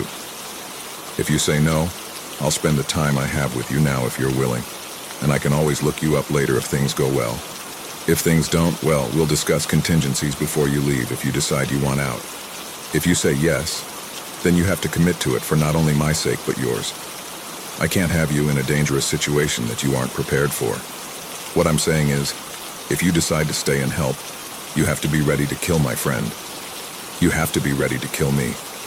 You need to think about it for a while before you answer, because this hole only goes deeper and darker the further in you go. I think I've done some good in my life, but I have no illusions about who it's made me, or more accurately, what it's brought out in me. I'm a killer, and that's not an easy thing to face and live with for a lot of people. It's up to you to go into your inner dark like I did, and find the person that's waiting there. See what they are and aren't capable of living with, and if you can embrace that. Just remember that when you really find them, past all the bullshit and self-deception, you'll have found something valuable and true. Whether they want to stay or go, kill or run, whether you love them or hate them, that inner self won't lie to you. Sometimes I think that's the worst part. They're so goddamned honest. My grandfather is going to die, and it's my fault. That's the thought that keeps pushing to the surface as I pound on the lab door, screaming for Prakash to let me out. To not do this. I try to force the idea back down. It's a distraction and I need to focus, but it keeps working its way through me like shrapnel driven by some inexplicable need to harm. I step back and slam against the door with my full body weight once, twice, and on the third time I feel my collarbone give way when I hit. Biting back a sob of pain and rage, I beg again through the door for the doctor to leave him alone, but the only answer I receive is silence. I had gone to pick up Prakash from a department store parking lot over an hour away. He was a small and fidgety man, standing next to his car with a small duffel bag in hand. When I identified myself as Doctor Baron's grandson, he greeted me warmly, and when I handed him the black sack to put over his head and asked him to get in the back so he wouldn't be seen, he nodded without complaint or any sign of surprise. Whether that was because my grandfather had already told him he couldn't know the location of where he was going, or because he was just that compliant, I wasn't sure. I looked through his duffel bag, but it was just a collection of medicines, syringes, and a few other medical supplies that I supposed he brought in case my grandfather had forgotten something that was needed for the procedure. We drove in silence for the most part, other than me periodically asking if he was comfortable enough, and when we arrived back at Jagger Solutions, I carefully led him inside the warehouse where my grandfather was waiting. After patting him on the back and thanking him again for his help, my grandfather led Prakash down to the lower level before finally removing the black sack from the man's head. Prakash had looked dazedly around at the bright lights and new surroundings before focusing on us and smiling. He said he was ready to begin whenever we were, and in less than an hour my grandfather was in the vault and under anesthesia, strapped down to the same metal table where so many outsiders had lain. I didn't like the look of him on that table. In a hospital gown, asleep and tied down, he looked so vulnerable. As he had instructed, I was standing at the open door to the hatch, gun ready in a holster at the back of my belt. I knew that Prakash had seen the gun, and I had made no attempt to hide it, figuring its presence might serve as a deterrent if he was up to something nefarious after all. But I thought my grandfather was right. Prakash seemed to be a good man who genuinely liked my grandfather and deeply appreciated him saving Prakash's daughter years before. They had talked amiably for a few minutes as my grandfather had gone under, and it seemed natural and heartfelt. As he was fading into unconsciousness, my grandfather had waved me over. When I was close by, he gave my arm a squeeze and met my eyes. Remember everything we talked about. I love you and I'm very proud of you. I saw tears forming at the corners of his eyes. I put a letter for you on my desk in the lab too. Just wait and read it when this is over, however it turns out. Giving me another squeeze, his eyes began to flutter shut as his hand slipped away. Wiping my own eyes, I went to my post by the vault entrance. While my grandfather had described the procedure to me, I only understood it at the most basic level, and I assumed it was going to be a fairly long operation. In truth, after Prakash started to work, it was all done in less than an hour. My grandfather had already shaved his own scalp around the surgery site, so after sterilizing the area, Prakash used a surgical saw to cut out a small piece of skull on the left side of his head, setting it aside on one of the rolling instrument trays in the room. He then inserted a thin metal rod that my grandfather had showed me was actually an endoscope, a small camera used in brain surgery. This was followed by a thin, hollow tube when he said he had located the seed. A tiny rod ending in an articulated claw was inserted down the tube, with the idea of it being positioned at the other end to safely grab the seed and pull it back through the hollow tube itself and out of my grandfather's brain. As Prakash worked, I felt myself growing tenser and tenser, cool sweat pouring down my back and legs as I waited for it to be finished or for something to go wrong. I kept imagining my grandfather suddenly waking up and trying to attack us as the seed took him over, or perhaps worse, him just disappearing entirely if the seed became damaged during extraction. But nothing like that happened, and when Prakash finally removed the extraction rod, I saw the small metal claw at the end held something small and black. "Is he okay?" I blurted out. instantly regretting any distraction I might be causing while surgery was still going on. Prakash didn't turn but nodded. He's very strong and I think it went well. Like your grandfather probably told you, this isn't my specialty, but after I replace the skull door and bandage him up, he should be done. I nodded back before realizing he couldn't see it with his back turned. Good. That's awesome. Thank you so much for helping us. I thought for a moment I saw Prakash flinch, but he continued to work steadily and I decided it was my imagination. A few minutes later he was finished and washing up, and when that was done he approached me with a small plastic tray. In it was the seed. He wanted you to store this, I think. In the lab, maybe? I nodded.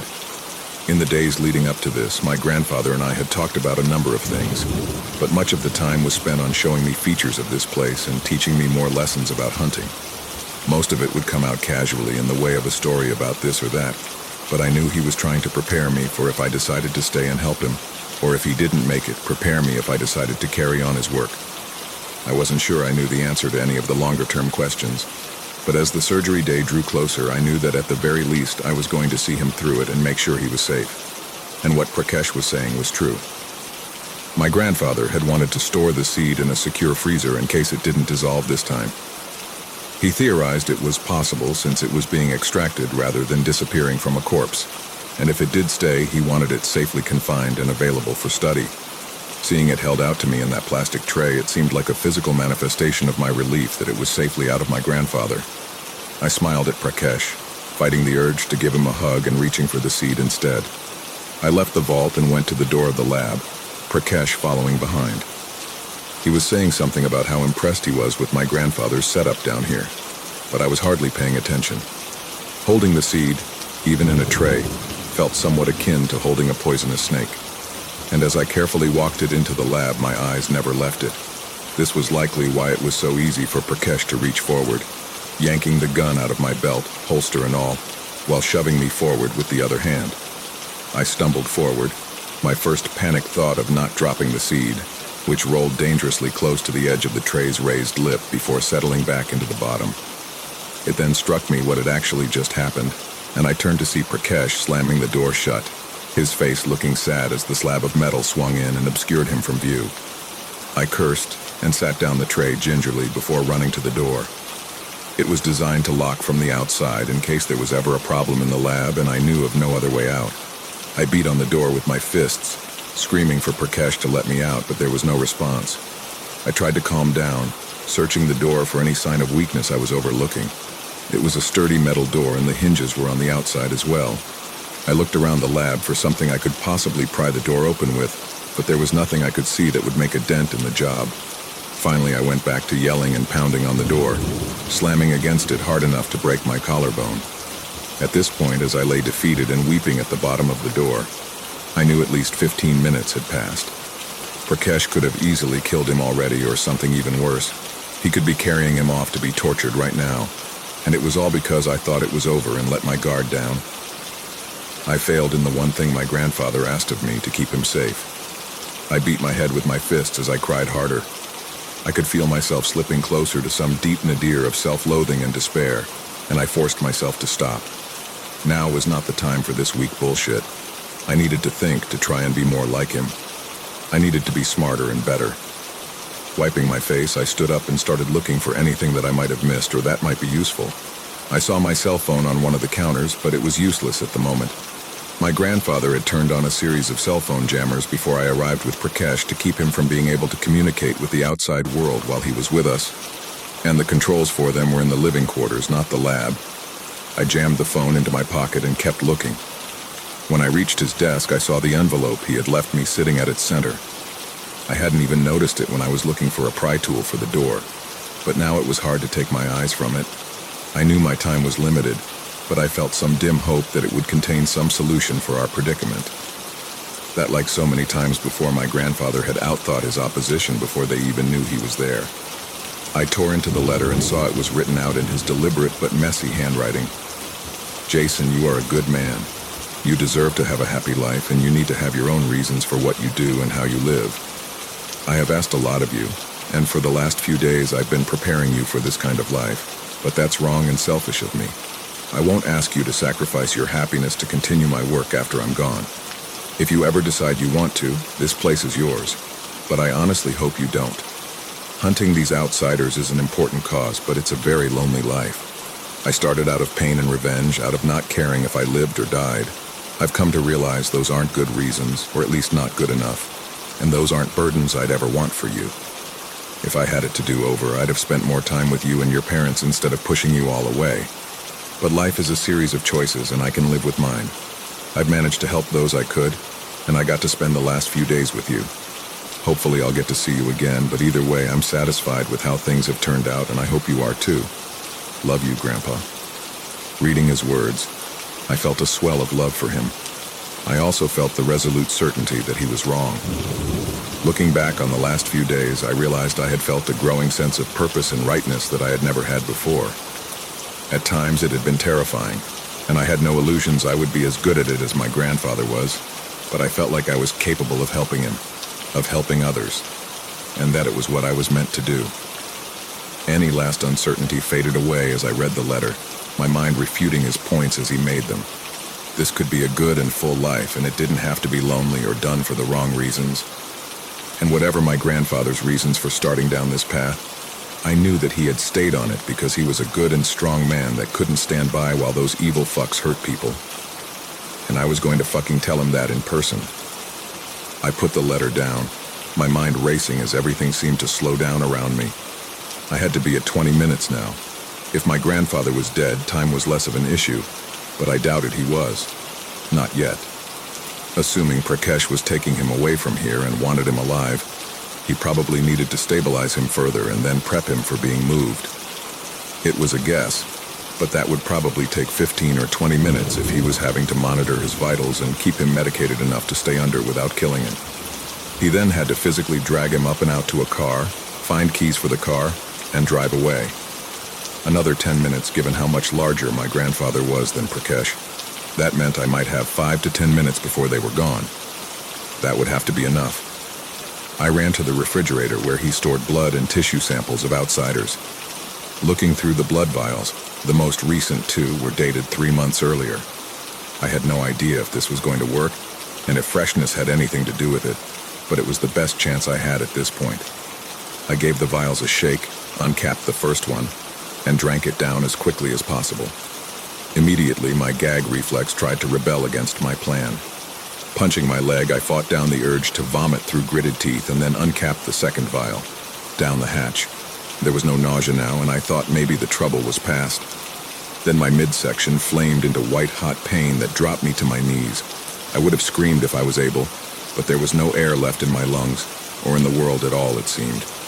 I fell onto my side, clutching my stomach with both hands as the pain rolled upward into my chest. I felt myself spasm once, twice, and then the pain was suddenly gone. Fuck, I gasped, ragged breath slowly coming back to me. Okay, part 1 done. Ideally, I would have waited longer before the next step to ensure that the blood had time to take if it was going to at all. But there was no time, and I was just going to have to hope for the best. Leveraging myself back up to a semi-standing position, I used the counter to shuffle around to where the plastic tray sat. I swallowed my revulsion at the sight of the seed sitting there, its black surface reminding me of the dark surface of a spider's abdomen as it sat hunkered down and quietly dangerous. Not giving myself more time to think about it, I picked the seed up and swallowed it quickly like the world's bitterest pill. It had almost no taste other than being faintly salty, and I suspected that taste was coming from the bits of brain fluid clinging to its surface. I held onto the counter and waited, my worry building that ingesting it would either do nothing or just make it easier for it to take me over, blood or no blood. After a minute with no change, I walked slowly back over to the door and put my ear up to it, trying to hear any signs of what Prakash was doing, or if my grandfather was still alive. At first I heard nothing. Then I realized I was hearing something after all. A small popping sound. But it wasn't coming through the door, and as I turned and looked around the lab, I couldn't find its source there either. That's when I realized it was my collarbone knitting back together. Within a couple of seconds, the pain in my shoulder was entirely gone. And as I slammed my fists into the door again, I could feel the change immediately. My arms felt stronger, more solid, and with each blow I felt the door starting to give way more and more. When I felt the first hinge pop loose on the other side, I shifted to kicking the door. 3 kicks later, it was down and I was out. I looked around, but I saw no sign of anyone in the hall or across in the living quarters. Heading into the vault, I was terrified I'd find my grandfather's dead body laying on the metal table, but it was thankfully empty. That left outside. I ran upstairs and was heading outside to see if the cars were still there when I caught movement in the corner of my eye. I turned back to see Prakash hunting for a set of keys at the little corner workshop my grandfather had set up in the above-ground warehouse. When he heard me approaching, he spun around, his eyes wide. You stay back. I'm warning you. I'll shoot you." He glanced down and I could tell by his expression that he had left my gun in the car. "It doesn't look like you will. Where's my grandfather?" His eyes darted towards the cars outside, but he was already shaking his head. "I have to take him. They found me. They found my family. If I don't take him to them, they're going to take my wife, my baby girl." I raised my hand. "Stop, shut up. Who took them?" "The cult, the House of the Claw. I think they had been looking for us since my daughter got away from them, but..." "Shut up again. Your daughter was part of the cult?" He nodded weakly. She was brainwashed, fell in with them through a college boyfriend, and when she wanted to leave, they wouldn't let her. She sent me a text asking for help after almost a year, but I had no way to find her. Tears were mingling with the sweat on his cheeks now. I love your grandfather. He tracked her down somehow and got her out of there. Got my girl back to me. She's so much better now. So happy. I can't lose her again." I felt anger flooding my chest as I advanced closer across the warehouse floor. "You dumb fuck. Did it ever occur to you that she never really left or that she fell back in with them? That she's how you got tracked down?" He was shaking his head as I spoke. "No, that's not possible. She would never." "How did they know you were doing surgery on him? Who did you tell?" I saw his eyes widen, and it was all the answer I needed. In the back of my mind, I knew that this rage I was feeling was more than I had ever known, more than I could even really comprehend. But I didn't care. This stupid fucking man and his daughter were trying to kill us. The house was trying to kill us. The outsiders were trying to kill us. And they were all going to fucking pay. As I reached the first workbench and started around it, Prakash tried to dart away around the other side, but he was far too slow. I snatched him back and threw him against a table, several wrenches and screwdrivers falling off their hooks and clattering to the wood below. Gripping his throat, I fought back the urge to squeeze harder as I brought his face up to mine. "No more bullshit. Where's my grandfather?" His nose was running with snot now, and it seemed to physically pain him to say the words when he spoke. "In the pickup out there. Passenger seat. He's sedated but alive." I nodded. "Good. Now when and where were you supposed to take him?" He tried to shake his head again, and I gave his throat a hard squeeze. He croaked out, "I can't tell you. I let go of his throat and grabbed his wrist, holding his left hand down to the table as I picked up one of the screwdrivers that had fell there. An hour ago, I couldn't have imagined ramming a screwdriver through a man's hand, but now it was surprisingly easy. After his hand was pinned, I slapped him hard across the mouth to stop his screaming. He gave out a wet sob and then told me he was supposed to be meeting them at a motel a couple of hours away at 10 o'clock that night. He told me the name of it and said he already had a room key in his pocket. I took it out and saw from the plastic keychain it was room 609 at the Sunset Motor Lodge, just like he had said. "Look, I've told you everything I know. Please, let me go. Let me get my family to safety." I stared at him for a moment, weighing my options. I felt the stirrings of what felt like sympathy for him, but I knew better. I had spent so much of my life confusing weakness and uncertainty with mercy and consideration. It was easy to do living a mundane life where the stakes were low and very little mattered. I was finding now that when things really mattered, the right thing to do was usually the hard thing, but it was also the easiest to see. "Sorry, but I'm not done with you yet." After I quickly gagged and bound Prakash and secured him back down in the vault, I ran to the pickup truck to check on my grandfather. He was just as the man had said, slumped over and heavily sedated, but still very much alive. Reaching under the driver's seat, I pulled the key free from where it was taped and started up the truck. To be safe, I drove an hour away to a hospital where I told them that my grandfather had been attacked by some unknown assailant prior to my arriving to meet him for lunch at a local restaurant. Luckily, I'd had the foresight to drive in the direction of his actual hometown. which the hospital was only 45 miles from, and I had Googled restaurants so I could name a real place. The local police were still called, of course, and I gave them an earnest but unhelpful statement. Both the cops and the doctor had questions about the shaved portion of his scalp and the surgically precise wound to his skull, but they could only listen to so many blank-eyed and shrill assertions by me that they needed to find whoever the maniac was that did that to my grandpa, before sullenly giving up. The whole thing looked bizarre, but what could they do about it? 3 hours later, I was done with questions and knew he was in stable condition, so I left to finish what had to be done. By 8 o'clock, I was in room 609 waiting, and the evil cultists were punctual if nothing else. At 9:59, there was a heavy knock on the door. Looking out the peephole, I saw 3 figures, meaning there was at least 1 or 2 more out there somewhere. I opened the door, staying behind it, figuring they would come on in and be distracted when they saw what was inside. It worked well. As the light from the parking lot security lights spilled across the room, 2 figures tied to motel chairs were illuminated, their forms and features a patchwork of amber light and shadow as the men entered the room in confusion. The first figure was Prakash. He was clearly dead, his arms broken and held at odd angles, and his throat cut almost to the point of decapitation. The second was Prakash's 30-year-old daughter, Gabrielle, or as one of the cultists called her, Gabby Baby. "What are you doing here?" The man was rushing forward to kneel at her side, trying to pull the gag off her tear-streaked face.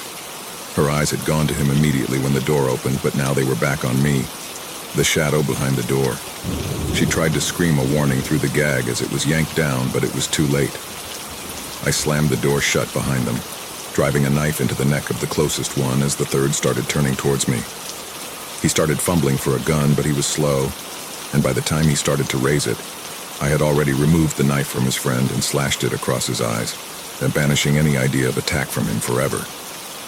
He clutched his face as he began to yell, but it was all short-lived. 5 fast stabs into his torso, and he slumped to floor as his life seeped out onto the dirty orange carpet. By this point, Gabby's voice was free and she was yelling for Keith to kill the motherfucker, which apparently was me. Keith had different ideas, as he had abandoned trying to free her and was running for the bathroom. Gabby's opinion of who the motherfucker was seemed to shift suddenly, but it didn't matter. They were all going to die. I was going to pursue Keith, but then the front door crashed open as the remaining members of the cell came barreling in. I jammed my knife into the smaller one's thigh, but my hand slipped off the blood-soaked handle, even as the larger of the 2 brought a ham-sized fist down across my face. I felt something give as my jaw shattered and the world went gray. I was only out for a couple of moments, but it was enough time for the pair of them to hit me again, and for courageous Keith to come back in and start trying to explain to Gabby Baby the merits of a strategic retreat. I acted as though I was nearly unconscious, taking the hits while trying to propel myself back to the front door. It had slammed back closed after their entry, and while the latch was broken, it seemed wedged shut pretty tight. I assumed they noticed it too, or they wouldn't have let me fall against it in the first place, laughing bitterly about how they were about to fuck my world for what I had done to their friends. They looked confused as I pushed myself up the door slowly and looked at them, my eyes clear.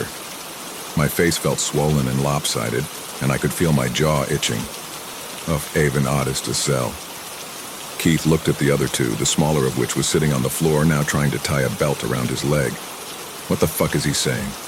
I had of Avanaudis to sell. Fuck, my jaw felt like it was on fire. Not thinking, I grabbed it and shoved, a bolt of pain shooting through my head as it snapped back into place. I said, "You haven't noticed the smell." Their eyes were wide, first looking at me and then at Gabby as she started screaming. Shit, I remember. When he brought us in here, the room smelled like gasoline. I reached into my pocket and brought out the small flare I had brought from Jaeger Solutions. I think I might survive it. I doubt any of you will. Lighting the flare, I tossed it down in the middle of them and watched as everything turned to fire. The newly freed Gabby and Keith ran back for the bathroom, but I had already been in there. The window was too small for a person, and I had soaked the walls in there too. They were already engulfed as they reached the doorway, their flaming bodies dancing together towards an escape they'd never find. The other 2 came towards me, intent on getting out the door.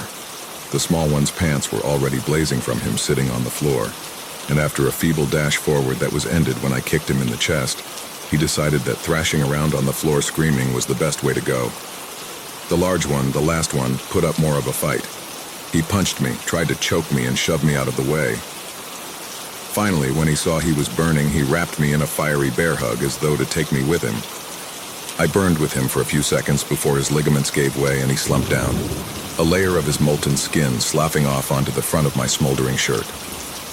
I turned and yanked the door open, dropping outside on the concrete walkway to roll away the few places I was starting to catch fire myself. Then I was up and running around back to where I had parked the car.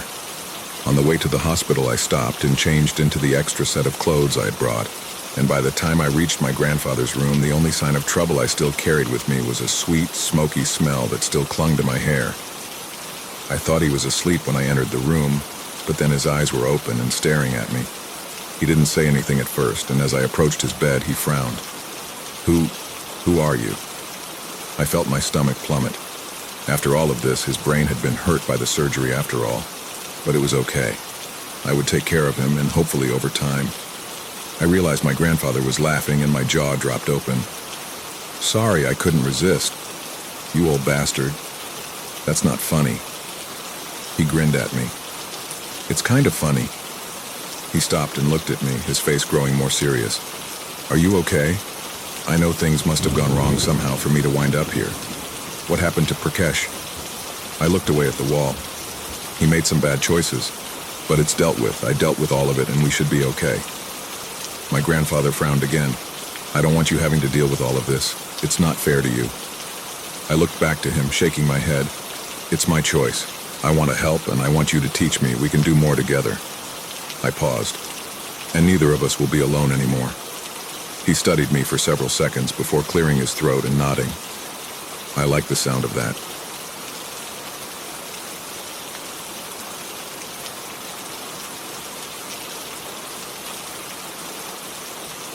My brain feels fogged and empty as I blink my eyes open.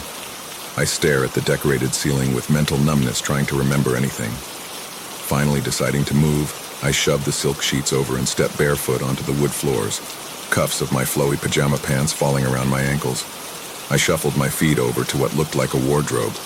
It was only when I got closer that I noticed a note attached to the door, Adeliad, dress accordingly, and meet Theo in the foyer 30 after 7. Cosmetics and jewels have been provided at the vanity. "Who's Theo?" my tired voice croaked. I put the note in my pocket and tugged the wardrobe doors open. Inside are several gowns of all colors. I pull out a red velvet dress with puffed sleeves and a square neckline. It fits like a glove. The cushioned chair squished as I sat at the vanity. I picked up a gold ring with a flower etched into it and slid it onto my finger. My blonde curls swung over my shoulder as I turned my head to see the time. The mystery, Theo, will be waiting for me in a few minutes. Heels clicked on the floor as I walked over to the huge oak doors and admired the craftsmanship before pulling them open and peering down the large hall ahead of me. The red carpet along the floor was accompanied by paintings lining the walls and candelabras lighting the space. A crystal chandelier hung above my head as I descended the dual staircase down into the foyer. "Adeliad?" A tall man turns his head to look at me, his dark hair falling into his eyes as he does. "Yes, are you Theo?" I shoot him a questioning glance. Just then, a sharp ring sounded, catching our attention. We both turned our heads as doors opened to our left, a note appearing in my pocket. "Take his arm and find a seat." I looked up to see Theo stashing something into his pocket. I guess he got one too. He glanced over at me and offered his arm. I took it and we moved cautiously into the room. People looked at us as we walked in, looking equally stressed. Everyone dressed in the same elegant attire, arm in arm with a partner. Nervous chatter went about the room as people sat around the grand table in the center. The tablecloths were embroidered with roses made of black thread that complemented the red spider lilies, mums and carnations that sat in delicate glass vases. "They match your dress." My attention was drawn back by the sound of Theo's voice. "I'm sorry?" I stuttered. "The lilies. The color matches your dress." He plucks one from its place in the bouquet and hands it to me. "Maybe that should be your nickname, Adelaide." I suppose it would work. It was strange, but he seemed friendly enough. Maybe that was exactly what I needed right now. A friend. A second bell rang through the air that stole everyone's attention. Following everyone else, I reached into my pocket and produced a note that wasn't there before. Bon appetit. I looked up from reading to see a meal displayed on my plate with a drink poured in a tall glass on my right. The bubbles danced through the pale liquid in a manner that was entrancing. I raised the fork to my lips and took a bite. It was the best thing I've tasted in my life. The drink tasted sweet yet sour and left a buzz humming through my body.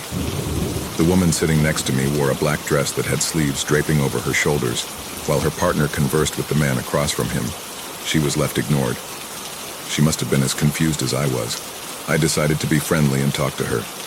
"I'm Adeliad. What's your name?" I offered a smile.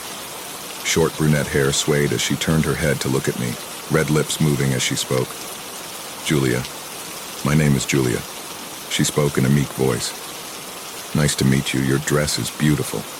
I can't think of anything else to say. "Oh, thank you." She tugged at the back of her gold earring and stared at her plate before speaking again. "This is all so strange. Do you know what any of this is? I mean the notes, and what about the eyes?" "What?" My stomach drops as she begins to speak again. "Well, this morning, She was cut off by the loud young man next to her, slamming his fist on the table and throwing his head back in laughter. His face was red with intoxication. "Thomas, please, I think you've had enough," she sheepishly lectured, putting a hand on his arm. He slapped it away and glared at her. "Who are you to stop me?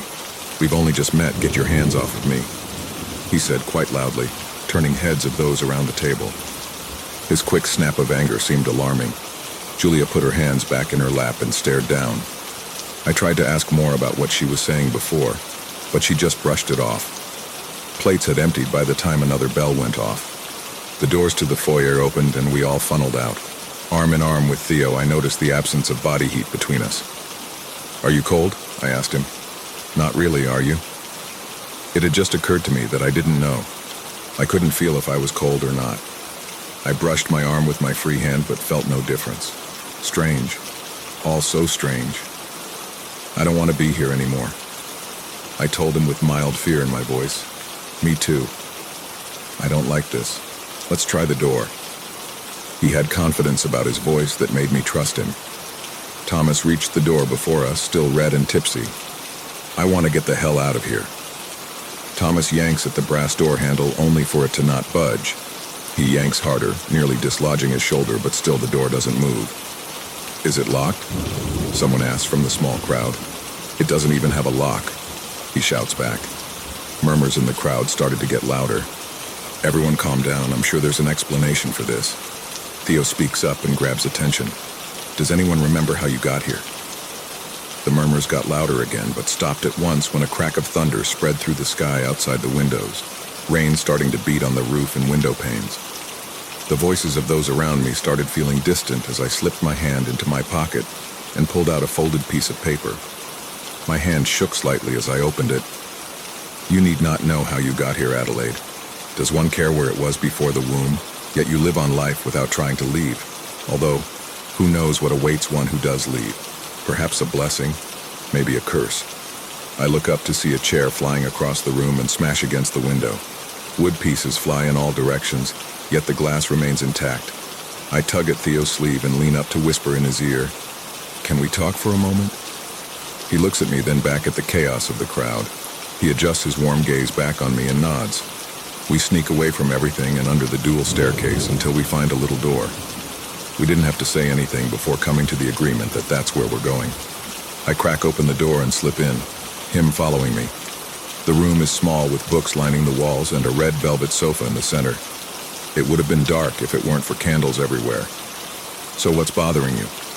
His soft voice from behind me sends a shiver up my spine. I turned around to face him and opened the note again, handing it to him. He read it with a furrowed brow. "What does that even mean?" He hands it back to me. "I'm not sure. I just want out of this accursed mansion." This note seems so personal. I didn't get one. The drum of rain on the single window became deafening for a moment. A tree branch outside clicked against the glass. I studied the shelves of books while Theo read the note over again. My eyes brushed over the book titles until one caught my eye. The Counting of Crows, one of my favorite poems. People have told me I'm superstitious, but I don't think so. A single crow lands on the tree outside and caws. Theo sits on the couch. My eyes begin to wander again. "No, wait!" he shouts in urgency, causing me to turn to see what's wrong. Gold dust floats in the air where the note once was. It just vanished, he tells me. What do you mean it just vanished? I mean it just... He flares his hands out for dramatic effect. Vanished. The song of a grandfather clock chimed from outside the door. We look at each other with an alarmed expression. I feel a clump of paper in my enclosed hand. Bedtime. Theo rips up his note in frustration while blankly staring at the ground. We'll try again tomorrow. Maybe there is another door to get out. Some hallway we haven't been down before. He looks up at me from his place on the couch before standing. I have to lift my chin to look him in the eyes. His voice softens. Meet me back in here tomorrow, okay?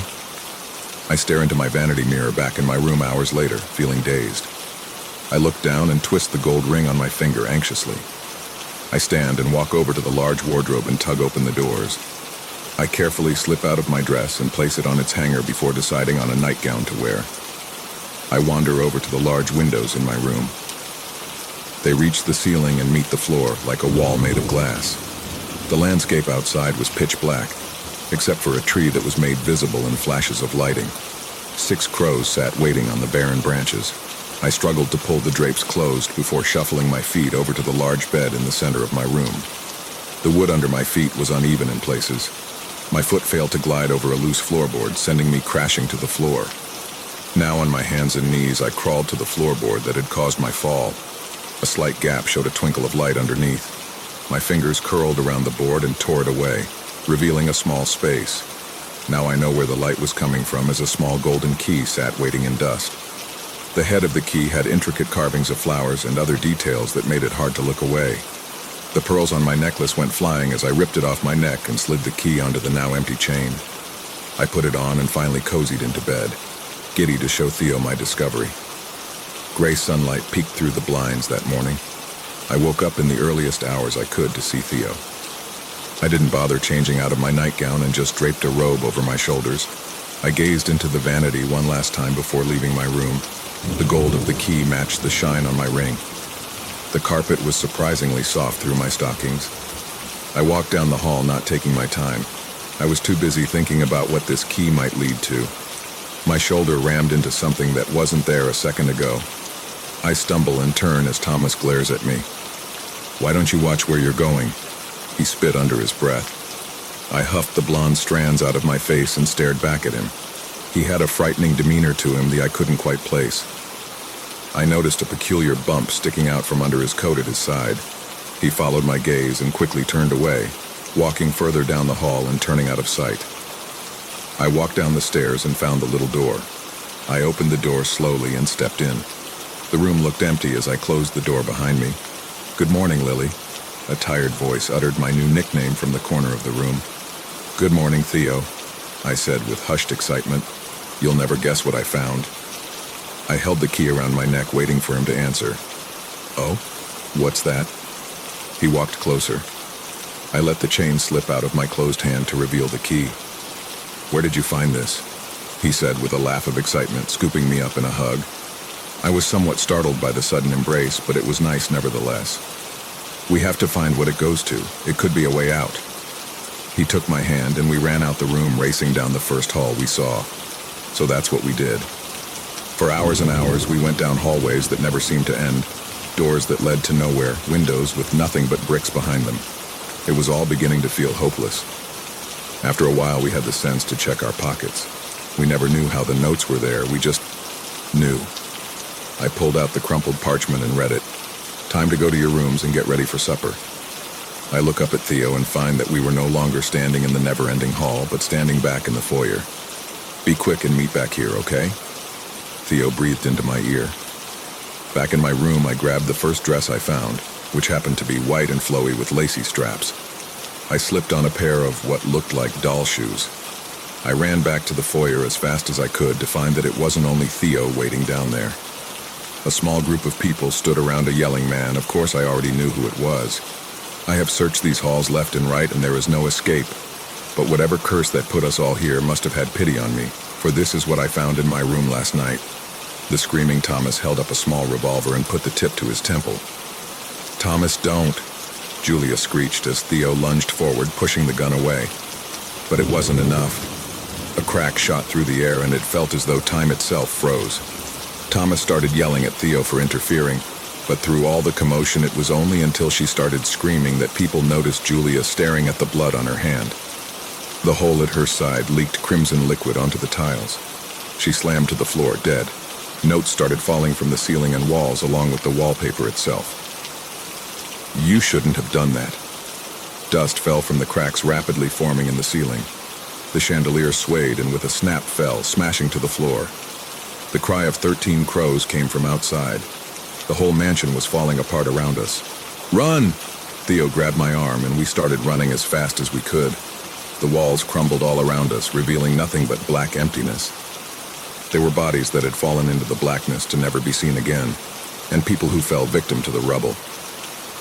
Theo stops out of nowhere and directs my attention when I question. In front of us was a dark wood door framed with gold. The gold had the same designs as the head of the key. We looked at each other and decided without a word. The key fits perfectly into the lock. I swung open the door and took a step inside. That was when I felt Theo's hand slip from mine. I turned my head just in time to watch in horror as my best friend sink into oblivion, as the floor caved out from under him. With his last breath, he shoves me into the room and slammed the door shut. The room is cold and silent, dulling the chaos outside. There's a small table with a single candle and match. The flame illuminated the room brighter than expected. Walking in deeper, I see that the room is filled with mirrors, only it's the reflection that makes dread seep through my chest. The ghostly paleness of my skin and the gaping hole in my side peeked at my ribs. The blood dripping from my mouth had long dried. I stare into my milky eyes in pure horror before murky tears started pouring down my dry skin. A wrinkled note appeared in my hand. "You finally found out. You have always been dead. There was never any escape. Welcome to forever." Screams filled the room. I didn't realize they were mine until my throat started burning. Mirrors around crackle and shatter before things go black. The buzz of fluorescence hummed through the air. I blink my eyes as the doctors try to explain. They say I was dead, that the surgery went wrong, and I had died for a few minutes. That nothing I had just went through wasn't real. Even so, the gold ring on my finger remained.